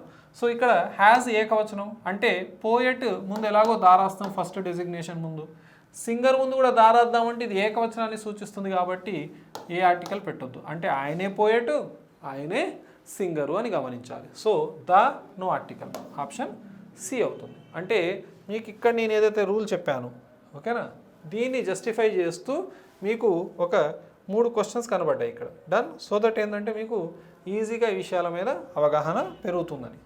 నెక్స్ట్ కూడా అలాంటిదే question. Dash poet and dash singer have given the speech. Have is used for plurals, అంటే అక్కడ ఉన్న పోయెట్ వేరు, సింగరు వేరు. So the poet and the singer have given the speech, రెండింటి ముందు దా రాస్తాం, ఎందుకంటే పోయెట్ వేరే వ్యక్తి, సింగర్ వేరే వ్యక్తి అని గమనించాలి. ఒకవేళ ఇక్కడ హ్యాజ్ అని ఇచ్చుంటే అక్కడ నో ఆర్టికల్ పెట్టేవాళ్ళం. అది ముందు ఉన్నటువంటి క్వశ్చన్లో మనకు కనబడింది. ఇక్కడ హ్యాజ్ ఉంది కాబట్టి అక్కడ నో ఆర్టికల్ రాసామనే విషయాన్ని గమనించాలి. Done. My brother and dash poet doesn't stay in Hyderabad. Does, మరి ఇక్కడ ఇప్పుడే చెప్పాను మీకు ఏమని, డజ్ అనేటటువంటిది సింగులర్స్కి వాడాలి, అంటే ఒకటే వ్యక్తిని సూచిస్తుందని గమనించాలి. డన్.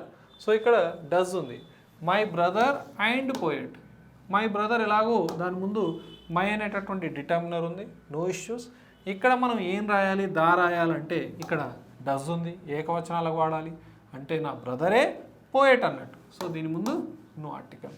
సార్ ఒకవేళ నేను దా రాయాలంటే ఏం చేయాలి సార్, ఇక్కడ డోంట్ వచ్చుంటే మీరు అక్కడ దా రాసినా పర్లేదు, ఎందుకంటే don't is use for plurals కాబట్టి. మా బ్రదరే పోయెట్ కాబట్టి అక్కడ మనం రాసినటువంటిది నో ఆర్టికల్ అని గుర్తుపెట్టుకోండి.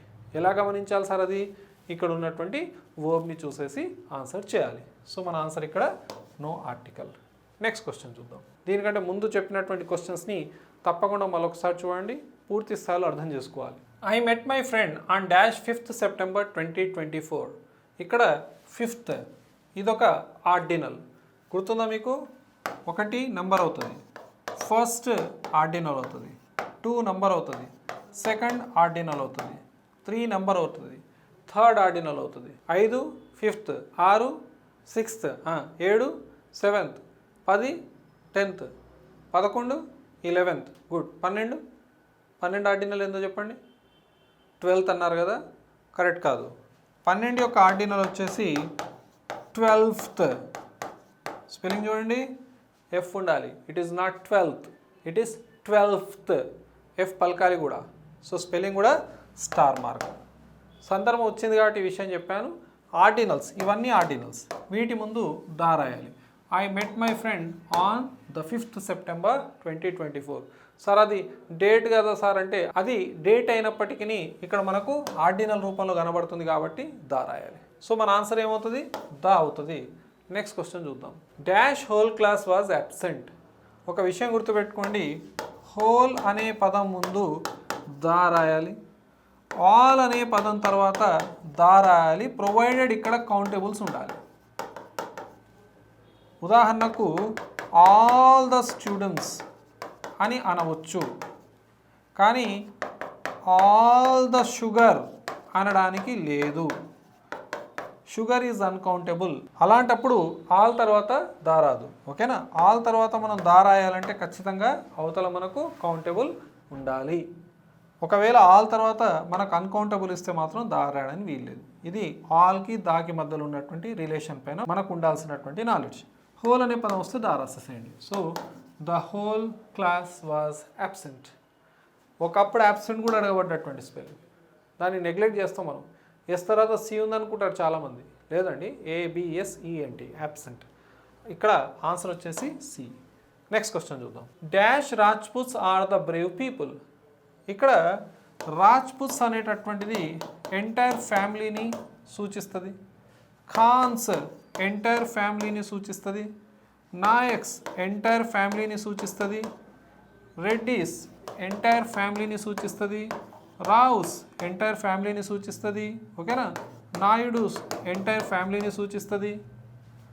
ఇలా వీటి ముందు చూడండి, యాక్చువల్గా ఖాన్ అనాలి, కానీ ఖాన్స్ అంటే అందరు ఖాన్స్ అన్నట్టు, ఆ ఫ్యామిలీ మొత్తం. నాయక్ అనాలి, కానీ నాయక్స్ అంటే ఆ ఫ్యామిలీ మొత్తం. రెడ్డి అనాలి, కానీ రెడ్డిస్ అంటే ఆ ఫ్యామిలీ మొత్తం. ఇలా ఫ్యామిలీ మొత్తాన్ని మెన్షన్ చేస్తే మనం దాని ముందు దా రాయాలని గుర్తుపెట్టుకోండి. డన్. సో ఇలా ఫ్యామిలీ నేమ్ ముందు దా రాయాలి. ఏదైనా ఒక మనం పేరు తీసేసుకొని, ఒక ఫ్యామిలీ పేరు తీసేసుకొని ఆ ఫ్యామిలీ పేరుని ప్లూరల్ చేసేసి దా రాయొచ్చు. ఈ విషయాన్ని గుర్తుపెట్టుకోండి. డన్. సో ఇక్కడ ద రాజ్పుత్స్. గతంలో వచ్చినటువంటి క్వశ్చన్స్లో ద రాజ్పుత్స్ ఉంది, ద ఖాన్స్ కూడా ఉందని గమనించాలి. We were invited by the Khans. We were invited by the Khans అంటే ఆ ఖాన్స్ ఫ్యామిలీ మమ్మల్ని ఇన్వైట్ చేసిందని అర్థం. డన్. ఇది the Rajputs are brave people, ఫ్యామిలీని సూచించడానికి మనం దా రాస్తామని. Always speak dash truth. ఇది కూడా నేను మీకు పలు సందర్భాల్లో ఎక్స్ప్లెయిన్ చేశాను. ట్రూత్ అనేటటువంటి పదం ఆబ్జెక్ట్ ప్లేస్లో ఉంటే దాని ముందు దా రాయాలి. ట్రూత్ అనేటటువంటి పదం సబ్జెక్ట్ ప్లేస్లో వస్తే ఏ ఆర్టికల్ కూడా రాయకూడదు. ఓకేనా. ఆల్వేస్ స్పీక్ వాట్ ట్రూత్ అంటే ఇది ఆబ్జెక్ట్. ఆబ్జెక్ట్ ప్లేస్లో ఉంది కాబట్టి ట్రూత్ ముందు the. Always speak the truth. చాలా ఇంపార్టెంట్ క్వశ్చన్, చూడ్డానికి సింపుల్గా ఉంటుంది. డన్. దీని తర్వాత ఇదే ట్రూత్ని మనం సబ్జెక్ట్ ప్లేస్లో పెట్టి చూద్దాం, సో దట్ మీకు క్లారిటీ వచ్చేస్తుంది. దీని తర్వాత క్వశ్చన్ చూడండి. Dash truth is a powerful weapon. Truth subject ప్లేస్లో ఉంది, ఎందుకంటే దీని పక్కకు వర్బ్ ఉంది కదా, సో ఇది సబ్జెక్ట్ ప్లేస్లో ఉంది. సబ్జెక్ట్ ప్లేస్లో ట్రూత్ అనే పదం వస్తే నో ఆర్టికల్ అని గుర్తుపెట్టుకోండి. సో ఇది మనం పాటించాల్సినటువంటి రూల్. ట్రూత్ ఆబ్జెక్ట్ ప్లేస్లో వస్తే దా రాయండి, ట్రూత్ సబ్జెక్ట్ ప్లేస్లో వస్తే ఏ ఆర్టికల్ కూడా పెట్టకండి. ఓకేనా. సో ఇక్కడ నో ఆర్టికల్ మన ఆన్సర్ అవుతుంది. నెక్స్ట్ క్వశ్చన్ చూద్దాం. He is dash man for this job. ఈ పని ఆ వ్యక్తే చేయగలుగుతాడు. ఈ పని దిస్ జాబ్. ఓకేనా, ఈ పని ఆ వ్యక్తే చేయగలుగుతాడు, ఆ మనిషే చేయగలుగుతాడు. ఆ అంటే దట్. దట్ అనే మీనింగ్ ఇచ్చే ఆర్టికల్ ఏంటి, ద. ఏ మ్యాన్ అని పెట్టినావు అనుకో, he is any man for this జాబా, he is the man for this job. ఓకేనా, ఈ పని కోసం. ఒకవేళ ఏ పెట్టాలనిపించింది అనుకోండి, ఇది తీసేయండి, హీ ఈజ్ ఎ మ్యాన్. ఓకేనా, ఎనీ మ్యాన్, ఎవరైనా కావచ్చు. ఈ పని ఈయననే చేయగలుగుతాడు అన్నప్పుడు మాత్రం మనం దా రాయాలి. ఇక్కడ ఏ రూల్ అప్లై చేయలేము, మీనింగ్ అప్లై చేసి ఆన్సర్ చేయాలి. సో ఆన్సర్ దా అవుతుంది. He is the man for this job, option C. Next question చూద్దాం. Identify the correct sentence. ఇది కూడా మనం డిస్కస్ చేసినటువంటి వన్ ఆఫ్ ద బిట్స్లో దీని యొక్క ఎక్స్ప్లెనేషన్ ఉంది. బిగినింగ్లోనే మనం ఏ విక్రమాదిత్య, ఏ చిరంజీవి, దా లతా మంగేష్కర్ ఈ విషయాలు డిస్కస్ చేసాను చూసారా, అలాంటిది. He wants to become a Michael Jackson. అతడు మైకల్ జాక్సన్ కావాలనుకుంటున్నాడు. A Michael Jackson correct. He wants to become Michael Jackson కాదు, he wants to become a Michael Jackson correct. He wants to become an Michael Jackson wrong. Michael Jackson అంటే Michael Jackson లాంటి క్వాలిటీలను ఆయన develop చేయాలనుకుంటున్నాడు, dance కానీ singing కానీ. He wants to become the Michael Jackson correct కాదు. ఓకేనా, మనకు కావాల్సినటువంటి కరెక్ట్ ఒకటే వాక్యం ఉంది, ఏలో ఉంది. He wants to become a Michael Jackson, he wants to become a Pawan Kalyan, he wants to become a Chiranjeevi, he wants to become a Prabhas అని అనవచ్చు. అంటే ఆ వ్యక్తులను కాదు, ఆ వ్యక్తుల యొక్క క్వాలిటీస్ని డెవలప్ చేయాలని అనుకుంటున్నారు కాబట్టి రాయాలి. అందుకే he is a Vikramaditya, he is a Chiranjeevi, he wants to become a Michael Jackson. Done, correct answer. Sir Michael Jackson వ్యక్తి పేరు కదా, ఏ ఆర్టికల్ రాయకూడదని అనుకున్నాను ఈ రోజులు. అంటే నిజంగానే వ్యక్తుల పేర్ల ముందు ఏ ఆర్టికల్ రాయకూడదండి. గొప్ప వ్యక్తుల యొక్క పేర్ల ముందు ఎందుకు ఏ రాస్తున్నాం అని అంటే, లేదా దా రాస్తున్నాం అని అంటే వాళ్ళ క్వాలిటీస్ని ఆపాదిస్తున్నాం కానీ వ్యక్తుల పేర్లను కాదు. కాబట్టి గొప్ప ప్రదేశాలే కావచ్చు, గొప్ప వ్యక్తులే కావచ్చు, ఈ విషయాలు మనం గుర్తుపెట్టుకోవాలి. నెక్స్ట్ క్వశ్చన్ చూద్దాం. Correct the following sentence. She gave me an advice. మీకు ఆల్రెడీ చెప్పాను, అన్కౌంటబుల్స్ ముందు ఏ యాన్లను రాయకూడదు. అడ్వైస్ కానీ, ఇన్ఫర్మేషన్ కానీ, ఓకేనా. అన్కౌంటబుల్స్ లైక్ ఆయిల్ కానీ, షుగర్ కానీ, రైస్ కానీ, మిల్క్ కానీ, ఇలాంటి పదాల ముందు ఏ మరియు యాన్లను రాయకూడదు. దా రాసుకోవచ్చు, no issues, you can write the. Done. She gave me an advice, ఇది రాంగ్. దీని బదులు మనం ఏం వాడవచ్చు అంటే, she gave me a piece of advice అనవచ్చు, లేదా she gave me some advice అనవచ్చు. She gave me an information అనొద్దు, she gave me some information, she gave me a piece of information అనాలి. Okay, so she gave me an advice wrong. దాన్ని ఎలా రాయవచ్చు అట, she gave me advice correct కాదు. She gave me advices. అరే advice uncountable కదా, అన్కౌంటబుల్కి plural రాయొద్దు మనం, అర్థమైందా. మిల్క్స్ అనొద్దు, అడ్వైజెస్ అనొద్దు, ఇన్ఫర్మేషన్స్ అనకూడదు, అన్కౌంటబుల్స్ కదా, ఇది కూడా wrong. She give me a piece of advice correct. No correction is required. Correction చేయాల్సి వచ్చింది కదా, సి. ఇంకో విషయం గుర్తుపెట్టుకోండి, అడ్వైస్ సితో వస్తే నౌన్, అడ్వైస్ ఎస్తో వస్తే వర్బ్. ఓకే, ప్రాక్టీస్ సితో వస్తే నౌన్, ప్రాక్టీస్ ఎస్తో వస్తే వర్బ్. ఎలా గుర్తుపట్టాలి సార్?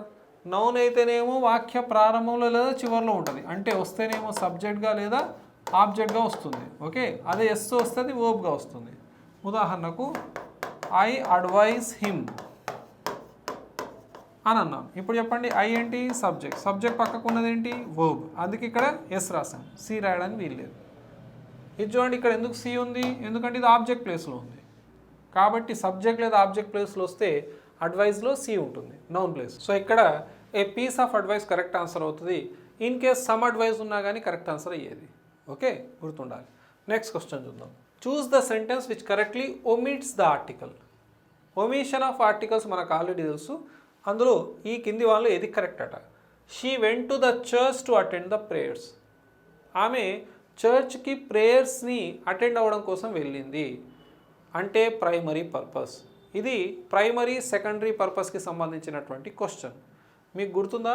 కొన్ని పదాలు లైక్ స్కూల్ కానీ, కాలేజ్ కానీ, హాస్పిటల్ కానీ, టెంపుల్ కానీ, చర్చ్ కానీ, మాస్క్ కానీ, షాప్ కానీ, మార్కెట్ కానీ, జైల్ కానీ, ప్రిజన్ కానీ, కోర్ట్ కానీ, ఈటీసీ. ఇలాంటి ప్లేసెస్ని మనం ఆ ప్లేసెస్లో చేయాల్సినటువంటి పని కోసమే వెళితే, ప్రైమరీ పర్పస్ కోసం వెళితే ఆర్టికల్ పెట్టకూడదు వీటి ముందు, నో ఆర్టికల్. ఇన్ కేస్ ఆ ప్లేస్లో చేయాల్సిన పని కాకుండా ఇతర పనుల కోసం వెళ్తే దారాయాలి. చర్చ్కి వెళ్ళేది ఎందుకు? ప్రేయర్స్ కోసం. ఆమె ప్రేయర్స్ కోసమే చర్చ్కి వెళ్ళింది కాబట్టి ఇది ప్రైమరీ పర్పస్ కోసం వాడబడింది. కాబట్టి ఇక్కడ యాక్చువల్గా ఈ ఆర్టికల్ పెట్టకూడదు. అదే I went to the church to see its architecture. చర్చ్కి వెళ్ళింది ప్రేయర్స్ కోసం కాదు, ఆర్కిటెక్చర్ చూడడానికి వెళ్ళాను. అప్పుడు మీరు she went to the church to see its architecture. ఆమె ప్రేయర్స్ కోసం వెళ్ళలేదు, చర్చ్లో ఉన్నటువంటి ఆర్కిటెక్చర్ కట్టడాన్ని చూడడానికి వెళ్ళింది కాబట్టి చర్చ్ ముందు దా రాయొచ్చు అక్కడ. కానీ ఇక్కడ వెళ్ళింది ప్రేయర్స్ కోసం. She went to the school to attend the classes. ఆమె స్కూల్కి వెళ్ళిన పర్పస్ ఏంటి? క్లాసెస్ని అటెండ్ కావడం. స్కూల్కి వెళ్ళే పర్పస్ ఏంటండి? క్లాసెస్ అటెండ్ కావాలి కదా, ప్రైమరీ పర్పసే కదా ఇది కూడా. సో ప్రైమరీ పర్పస్ ఉంది కాబట్టి ఇక్కడ ఈ ఆర్టికల్ పెట్టకూడదు. Okay, next she went to the court to attend the trial. Trial attend అవ్వడం కోసం వెళ్ళింది, ఏదో కేసుకి సంబంధించి. సో నో డౌట్ ఇక్కడ కోర్ట్ అనేది ప్రైమరీ పర్పస్ కోసం వాడబడింది. సో ఇక్కడ కూడా ఈ ఆర్టికల్ ఉండొద్దు. She went to school to learn mathematics. School అనేటటువంటి ఏదైతే ప్లేస్ ఉందో ఆ ప్లేస్లో ఆమె ఏం చేసింది? మ్యాథమెటిక్స్ నేర్చుకోవడానికి వెళ్ళింది. ఓకేనా? అంటే స్కూల్లో చేయాల్సిన పని జరిగింది కాబట్టి ఆర్టికల్ పెట్టాల్సిన అవసరం లేదు. నో ఆర్టికల్ అక్కడ ఉంది కాబట్టి మన ఆన్సర్ డి అవుతుంది. ఎంతో ఆలోచిస్తే దీని ఆన్సర్ చేయవచ్చు. ఈ రూల్స్ ఆల్రెడీ మీకు నేర్పించినవేనండి. మళ్ళొకసారి వినండి, ఈజీగా అర్థమవుతుంది. ఒక క్వశ్చన్ ఇస్తాను, ఆన్సర్ ఇవ్వండి. I went to dash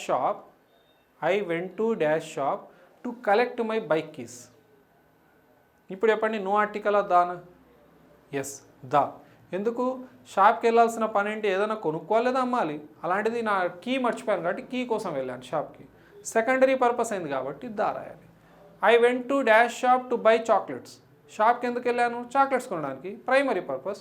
no article పెట్టండి. మళ్ళీ వినండి, ఈజీగా అర్థమవుతుంది. నెక్స్ట్ క్వశ్చన్ చూద్దాం. He played dash guitar with such a skill that dash audience gave him the standing ovation. అందరూ నిలబడి చప్పట్లు కొట్టారు. ఇక్కడ ప్లే అనే పదం ఉంది, గిటార్ ఉంది కాబట్టి దీని ముందు దా రాయాలి, ఆల్రెడీ నేర్చుకున్నాం. Such a skill that the audience. A audience అంటే ఆ కాన్సర్ట్లో అక్కడున్న ఆడియన్స్. ఆ ఆడియన్స్ నిలబడ్డారు. ఆడియన్స్ని డిఫైన్ చేయడం జరిగింది, వాళ్ళే కదా స్టాండింగ్ అవేషన్ ఇచ్చారు. సో ద ఆడియన్స్ అని గుర్తుపెట్టుకోండి, స్పెసిఫై చేశాం కాబట్టి. Those audience. Done. So he played the guitar with such a skill that those audience అంటే the audience gave him the standing ovation. నిలబడి చప్పట్లు కొట్టారు. సో రెండిట్లో దా రాయాల్సిందే, ఆప్షన్ డి అవుతుంది. నెక్స్ట్ క్వశ్చన్ చూద్దాం. Which sentence demonstrate the most appropriate use of articles with generic nouns. Generic nouns అంటే already మనం డిస్కస్ చేసాం. ఎంటైర్ క్లాస్ని సూచించడం కోసం, మొత్తం సమూహాన్ని సూచించడం కోసం మనం వాడేటటువంటి పదమే generic noun. The cow, the dog already discuss చేసాం చూసారా. ద లయన్ అంటే ఎంటైర్ సమూహాన్ని సూచించడం కోసం వాడేటటువంటి నౌన్నే జెనరిక్ నౌన్స్ అంటాము. ఫస్ట్ ఆప్షన్ చూద్దాం. The dolphins are the intelligent animals. Entire సమూహాన్ని సూచించడం కోసం డాల్ఫిన్స్ రాయడంలో తప్పేం లేదు, కానీ దాని ముందు దా రాయలేం. ఒకవేళ దీన్ని కరెక్ట్ చేయాలంటే డాల్ఫిన్స్ ఉండకూడదు, డాల్ఫిన్ అనే ఉండాలి, అప్పుడు దా రాయొచ్చు. ఆల్ డాగ్స్, ద డాగ్ అనాలి తప్ప ద డాగ్స్ అనకూడదు కదా. అలానే ద డాల్ఫిన్స్ కూడా అనకూడదు. సో ఇది wrong. The dolphin is an intelligent animal correct, ఎందుకంటే ద డాల్ఫిన్ అన్నామంటే ఆల్ డాల్ఫిన్స్ అన్నట్టు. ఆల్ డాల్ఫిన్స్ అన్నట్టు. సో ఇది కరెక్ట్. ఏ అండ్ బియా కాదు కదా, మనకు కావాల్సినటువంటిది కరెక్ట్ యూసేజ్ కదా. అంటే ఇక్కడ ద రాంగ్ యూసేజే, బి కరెక్ట్ యూసేజ్. కాబట్టి మన ఆన్సర్ బి అవుతుందని గమనించాలి. ఇది కాదు, ఓకే, ఇది కూడా కాదు. డన్. జెనరిక్ నౌన్స్ అంటారనే విషయాన్ని మనం ఇక్కడ డిరైవ్ చేసుకున్నాం. నెక్స్ట్ క్వశ్చన్ చూద్దాం. She was appointed as dash first female director. Already మీకు చెప్పాను ఫస్ట్ ఒక ఆర్డినల్ అని. Done. First, second, third, 12th spelling కూడా చూసాం కదా, గుర్తుందా? సో దీని ముందు ఏం రాయాలని చెప్పాను మీకు? దా రాయాలని గుర్తుపెట్టుకోండి. So she was appointed as the first female director అని. నెక్స్ట్ క్వశ్చన్ చూద్దాం. దీని ఆన్సర్ వచ్చేసి దా అవుతుంది. Dash industrial revolution drastically change dash social fabric of Europe. ఇక్కడ రెవల్యూషన్స్ ముందు, మూమెంట్స్ పేర్ల ముందు దా రాయాలి. ఈ విషయం ఆల్రెడీ నేర్చుకుని ఉన్నాం మనం. సో రెవల్యూషన్ ముందు దా వచ్చేస్తుంది.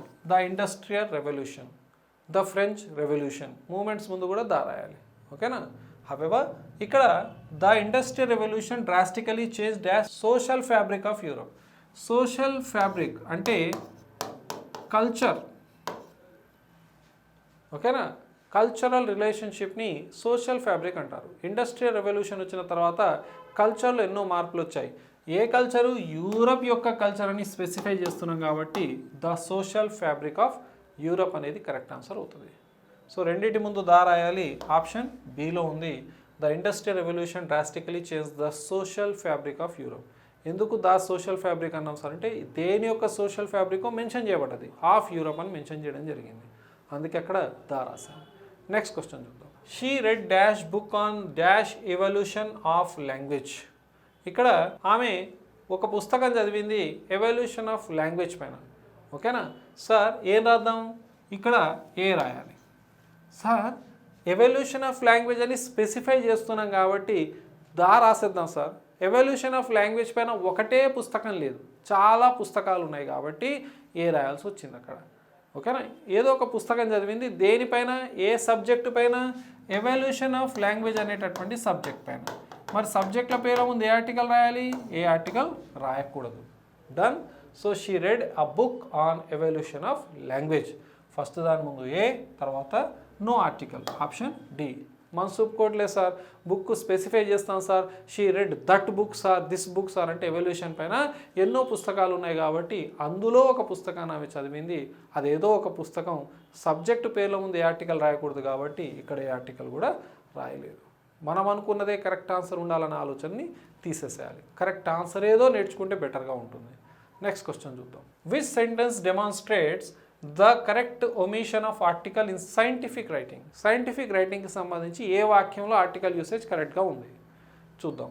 ఏ water is an essential for life correct కాదండి. ఇక్కడ వాటర్ అనేది అన్కౌంటబుల్ నౌన్ కాబట్టి మనం ఏ రాయకూడదు. Water is essential for a life, ఇక్కడ యాక్చువల్గా ఏ ఉండొద్దు, ఇది మిస్ప్రింట్ అయింది. Water is essential for life, ఇది ప్రాపర్ ఆన్సర్. ద వాటర్ అక్కర్లేదు, ఏం స్పెసిఫై చేయలేదు కాబట్టి ఇది అక్కర్లేదు. ద వాటర్ మళ్ళీ ఇదే ఆప్షన్ కొంచెం రిపీట్ అయింది, దీంట్లో కొంచెం టైపింగ్ మిస్టేక్ ఉంది. హవెవర్ మన ఆన్సర్ ఇది పెట్టాలి, water is essential for life అని గుర్తుపెట్టుకోండి. ఏ అనేది మిస్టేక్ అయింది అక్కడ. డన్. నెక్స్ట్ క్వశ్చన్ చూద్దాం. Identify the sentence with correct omission or inclusion of an article. ఏ వాక్యంలో కరెక్ట్గా ఆర్టికల్ వాడబడింది లేదా కరెక్ట్గా ఆర్టికల్ తీసేయబడింది. అంటే ఇక్కడ ఆర్టికల్ వాడకూడదు, అక్కడ వాడలేదు, లేదా ఎక్కడ వాడాలో అక్కడ వాడబడిందో చూడాలట. ఏ వాక్యంలో ఉంది? He was caught red handed, అతన్ని రెడ్ హ్యాండెడ్గా పట్టుకొని and sent to a prison for theft. ప్రిజన్కే కదా పంపించాలి, గుర్తుందా? ఇంతకుముందు నేను ఒక విషయాన్ని మీకు ఎక్స్ప్లెయిన్ చేశాను ప్రైమరీ మరియు సెకండరీ పర్పస్కి సంబంధించి. అక్కడ కొన్ని పదాలు కూడా రాశాను. ఓకేనా, ఇది చూడండి. ఈ పదాల్లో మీకు ఇక్కడ ప్రిజన్ కూడా కనబడుతుంది. డన్. ప్రిజన్ యొక్క ప్రైమరీ పర్పసే వాడబడింది ఇక్కడ ఈ వాక్యాలు. ఇప్పుడు మనం ప్రెజెంట్ చూస్తున్నటువంటి క్వశ్చన్లో మీరు అబ్జర్వ్ చేయండి. అందులో మనకు ప్రిజన్ అంటే అతన్ని రెడ్ హ్యాండెడ్గా పట్టుకొని దొంగతనంలో పట్టేసుకొని ప్రిజన్కి పంపించాం. అంటే prison primary purpose. Primary purpose ఉంటే ఆర్టికల్ పెట్టకూడదు కదా. సో ఇది wrong sentence. He was caught red handed and sent to the prison, ఏ ఆర్టికల్ పెట్టకూడదు కదా. He was caught red handed and sent to prison for theft correct. He was caught red handed and sent to prison for an theft. Theft ముందు an ఎందుకు? అక్కర్లేదు, ఇది కూడా wrong sentence. మనకు కావాల్సినటువంటిది option C అవుతుందని గమనించండి. ఇది కూడా ఆప్షన్ డి కూడా రాంగ్ అని గుర్తుపెట్టుకోవాలి. సో ఇది ప్రైమరీ పర్పస్ సెకండరీ పర్పస్ నుంచి వచ్చినటువంటి క్వశ్చన్ అని గుర్తుపెట్టుకోండి. థెఫ్ట్ ముందు మనం యాన్ అనేది అసలే రాయలేం కదా, కరెక్ట్ కాదు. సో ఆప్షన్ సి మనకు కరెక్ట్ ఆన్సర్ అవుతుంది. నెక్స్ట్ క్వశ్చన్ చూద్దాం. He always tells dash lie. గుర్తుపెట్టుకోండి, have a bath, take a bath కూడా అనొచ్చు, make a noise, tell a lie, for a while. ఇవి కంటిన్యూస్గా సెంట్రల్ ఎగ్జామినేషన్స్లో వస్తున్నటువంటి క్వశ్చన్స్. ఇక్కడ బ్లాంక్ ఇస్తున్నాడు. ఓకే సారీ, ఇక్కడ అంటే మీరు మేక్ ఏ నాయిస్ చాలా ఇంపార్టెంట్, ఈ మధ్యకాలంలో బాగా వస్తుంది. డోంట్ మేక్ నాయిస్ అంటారు కదా, కరెక్ట్ కాదు, డోంట్ మేక్ ఏ నాయిస్ అనాలి. వీటిని మనం కొలొకేషన్స్ అంటాం. కొలొకేషన్స్ ఆంధ్రప్రదేశ్ డిఎస్సిలో బాగా అడుగుతున్నాడు ఈ మధ్యకాలంలో. Okay, he always tells a లై, టెల్ ఏ లై అని గుర్తుపెట్టుకోండి. Option A. డన్. ఇది ఒక కొలొకేషన్. టెల్ ఏ లై అనేది ఒక కొలొకేషన్ అని గుర్తుపెట్టుకోండి. ఉదాహరణకు కొన్ని ఇచ్చాము ఇక్కడ, హ్యావ్ ఏ బాత్ అనొచ్చు, టేక్ ఏ బాత్ అనొచ్చు, మర్చిపోవద్దు. Next, dash honesty of my brother is beyond any doubt. Honesty అనేటటువంటిది ఒక యాబ్స్ట్రాక్ట్ నౌన్. యాబ్స్ట్రాక్ట్ నౌన్ అంటే కంటికి కనబడదు, మనం దాన్ని చూడలేము, ముట్టుకోలేము, సెన్స్ మాత్రమే కాగలము, ఫీల్ మాత్రమే కాగలము. ఒక వ్యక్తి ఆనెస్ట్ అనేటటువంటి విషయము మనం సెన్స్ అయితేనే తెలుస్తుంది. అంతేగాని ఎవడు రాసుకుని తిరిగాడు ఇక్కడ ఆనెస్ట్ నేనని, అవునా? సో మనం ఆనెస్టీని సెన్స్ కావాలి. అలాంటి వాటిని యాబ్స్ట్రాక్ట్ నౌన్స్ అంటాం. మీకు ఏం నేర్పించాను? యాబ్స్ట్రాక్ట్ నౌన్స్ ముందు ఎలాంటి ఆర్టికల్ రాయకూడదు. కానీ అదే ఆనెస్టీ, అదే యాబ్స్ట్రాక్ట్ నౌన్ని స్పెసిఫై చేస్తే రాయవచ్చు. అదేంటి సార్ ఒకవైపు రాయకూడదు ఇంకోవైపు రాయాలా? గ్రామర్ ఎలా ఉందో అలా నేర్పించడమే నా పని. డన్. ఇక్కడ honesty is the best policy. General సెన్స్లో రాసామండి, honesty is the best policy. General సెన్స్లో నో ఆర్టికల్. ఇక్కడ చూడండి, ఆనెస్టీ ఆఫ్ మై బ్రదర్, మా బ్రదర్ యొక్క ఆనెస్టీ స్పెసిఫై చేశాం కాబట్టి the honesty of my brother is beyond any doubt అనేది correct answer.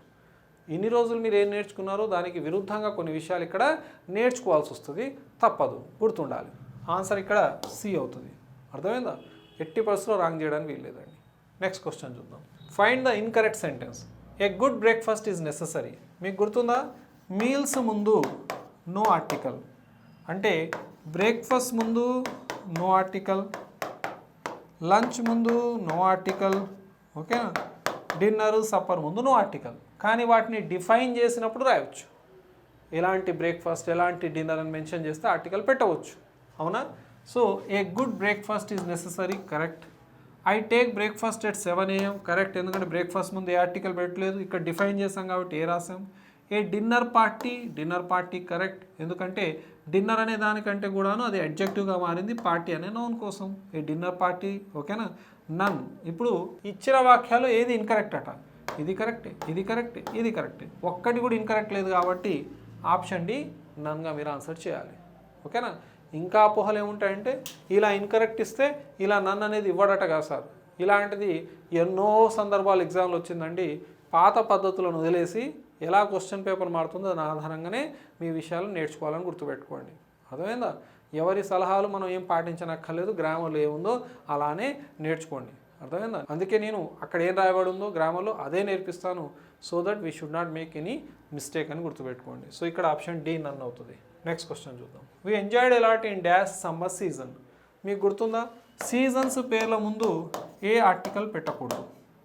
Dash summer, no article. Dash winter, no article. Dash monsoon, no article. కానీ వీటి తర్వాత సీజన్ అనే పదాన్ని మెన్షన్ చేస్తే అప్పుడు దా రాయాలి. The monsoon season. ఈ ద మాన్సూన్ది కాదు, ఇక సీజన్ అని గుర్తుపెట్టుకోండి. సో సమ్మర్ ముందు నో ఆర్టికల్, సమ్మర్ సీజన్ అంటే దా పెట్టవచ్చు, ద సమ్మర్ సీజన్. చూడండి, we enjoyed a lot in dash summer season. So ఇక్కడ answer the summer season. In case సీజనే లేదనుకున్నాం, పదమే లేదు, we enjoyed a lot in dash summer అంటే అప్పుడు నో ఆర్టికల్ ఉంది, సీజన్ అనే పదం లేకపోతే. డన్. సీజన్ అనే పదాన్ని మెన్షన్ చేశాడు సీజన్తో పాటు, ఇలా సీజన్తో పాటు సీజన్ అనే పదాన్ని మెన్షన్ చేస్తే దా రాసేసేయండి. ఒకవేళ సీజనే ఇచ్చాడు, సీజన్ అనే పదాన్ని ఇవ్వలేదు, అప్పుడు నో ఆర్టికల్ అని పెట్టేయండి. Okay. I enjoyed a lot in winter, in the winter అనొద్దు. ఒకవేళ ఇన్ ద వింటర్ అంటే సీజన్ అనాలి, I enjoyed a lot in the winter season అనాలి. డన్. నెక్స్ట్ క్వశ్చన్ చూద్దాం. I have dash information. Already మీకు నేర్పించాను, అడ్వైస్, ఇన్ఫర్మేషన్ ఇలాంటివన్నీ అన్కౌంటబుల్స్ అని. వీటి ముందు మనం ఏ మరియు యాన్లను దాన్ని కూడా రాయలేము. ఇన్ కేస్ మీరు స్పెసిఫై చేస్తే దా రాయొచ్చు, ఓకేనా. ఇలా I have the information which you required, ఓకేనా. నీకే ఇన్ఫర్మేషన్ కావాలో ఆ ఇన్ఫర్మేషన్ నా దగ్గర ఉంది స్పెసిఫై చేస్తే. కానీ ఇక్కడ ఏం స్పెసిఫై చేయలేదు, జనరల్ సెన్స్లో ఉంది. I have information, no article. Sir some information అనొచ్చా? అనొచ్చు. ఏ పీస్ ఆఫ్ ఇన్ఫర్మేషన్ అనొచ్చా? అనవచ్చు. No issues at all. Done. ఇక్కడ ఆప్షన్స్ లేవు కదా, సో ఏ ఆర్టికల్ కూడా పెట్టడానికి వీల్లేదు. సో ఆప్షన్ డి మన ఆన్సర్ అవుతుంది. I have information. Next question. I enjoyed the movie from dash beginning to end. ఇది చాలా ఇంపార్టెంట్ క్వశ్చన్ అండి, దీన్ని జాగ్రత్తగా అబ్జర్వ్ చేయాలి. బిగినింగ్ ఎండ్ వచ్చినప్పుడు ఉదాహరణ the beginning and dash end అని ఇచ్చాడు అనుకుందాం. బిగినింగ్ స్పెల్లింగ్ చూసుకోండి, రెండెన్నులు ఉండాలి, అది ఇంపార్టెంట్. ఇక్కడ దా ఉందా? ఉంది. ఇక్కడ కూడా దా ఉండాలి. The beginning and the end. ఉదాహరణకి ఇక్కడ ద ఎండ్ అని ఇచ్చి ఇక్కడ బ్లాంక్ ఇస్తాడు, మీరు ఏం చెక్ చేయాలి? ఎండ్ ముందు దా ఉందంటే ఖచ్చితంగా బిగినింగ్ ముందు కూడా దానే ఉండాలని గమనించాలి. డన్. ఇలా మీరు బిగినింగ్ ఎండ్ అనేటటువంటి పదాలు వాడబడ్డప్పుడు ఎండ్ తోటి ఆర్టికల్ ఉందా లేదా చూసుకోండి. ఒక దాని ముందు ఆర్టికల్ లేదంటే ఇంకో దాని ముందు ఆర్టికల్ ఉండదు అన్నట్టు. ఇక్కడ చూడండి, బిగినింగ్ టు ఎండ్, ఇక్కడ ఏమైనా ఆర్టికల్ ఉందా? లేదు, ఖచ్చితంగా ఇక్కడ కూడా ఆర్టికల్ ఉండదు. ఇన్ కేస్ ఇక్కడ కనుక ద ఎండ్ ఉండి ఉంటే, I enjoyed the movie from dash beginning to the end వచ్చి ఉంటే అప్పుడు నేను ఇక్కడ కూడా దా రాసేవాడిని. చాలా ఈజీ ఎట్ కొంచెం లాజిక్ని వాడాలి, అబ్జర్వేషన్ బాగుండాలి. డన్. అక్కడ ఏ ఆర్టికల్ ఇవ్వలేదు కాబట్టి ఇక్కడ కూడా ఏ ఆర్టికల్ పెట్టడానికి వీల్లేదు. ఓకే, ఇది బిగినింగ్ నుంచి ఎండ్ దాకా బాగా గుర్తుపెట్టుకోవాల్సిన బిట్. నెక్స్ట్ క్వశ్చన్ చూద్దాం. I enjoyed the movie from dash beginning to the end. ఇప్పుడు చెప్పండి, ఎండ్ ముందు ఏమొచ్చింది? ద. అంటే ఖచ్చితంగా ఇక్కడే ఉండాలి the. Correct, option C, the beginning to the end అని గుర్తుపెట్టుకోండి. ఇది బిగినింగ్ ఎండ్కి సంబంధించినటువంటి రీఇన్ఫోర్స్మెంట్. మళ్ళీ ఒకసారి మీకు ఎక్స్ప్లెయిన్ చేయడానికి ఈజీ అవుద్దని ఇచ్చాను. Dash tea grows in Assam. Tea ఒక అన్కౌంటబుల్ నౌన్. దీని ముందు ఏ ఆర్టికల్ వాడడానికి వీల్లేదు, కానీ ఏ కప్ ఆఫ్ టీ అనవచ్చు. ఏ కప్ ఆఫ్ టీ అనవచ్చు. ఉదాహరణకు పేపర్, దీని ముందు ఏ ఆర్టికల్ పెట్టాలో చెప్పండి. ఏ పేపర్ అని వస్తే wrong. No article is used before paper. A piece of paper అనాలి. పేపర్ ఒక uncountable noun. Sir give me a paper అని ఎన్నోసార్లు అన్నాను సార్. ఇప్పటి నుంచి అనకండి, give me a piece of paper అనండి, ఏ షీట్ ఆఫ్ పేపర్ అనండి, నో ఇష్యూస్.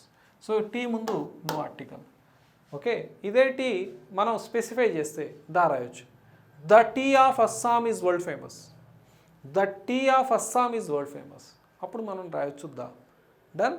కానీ ఇక్కడ dash tea grows in Assam, టీని స్పెసిఫై చేయలేదు, టీ ఆఫ్ అస్సాం అనలేదు.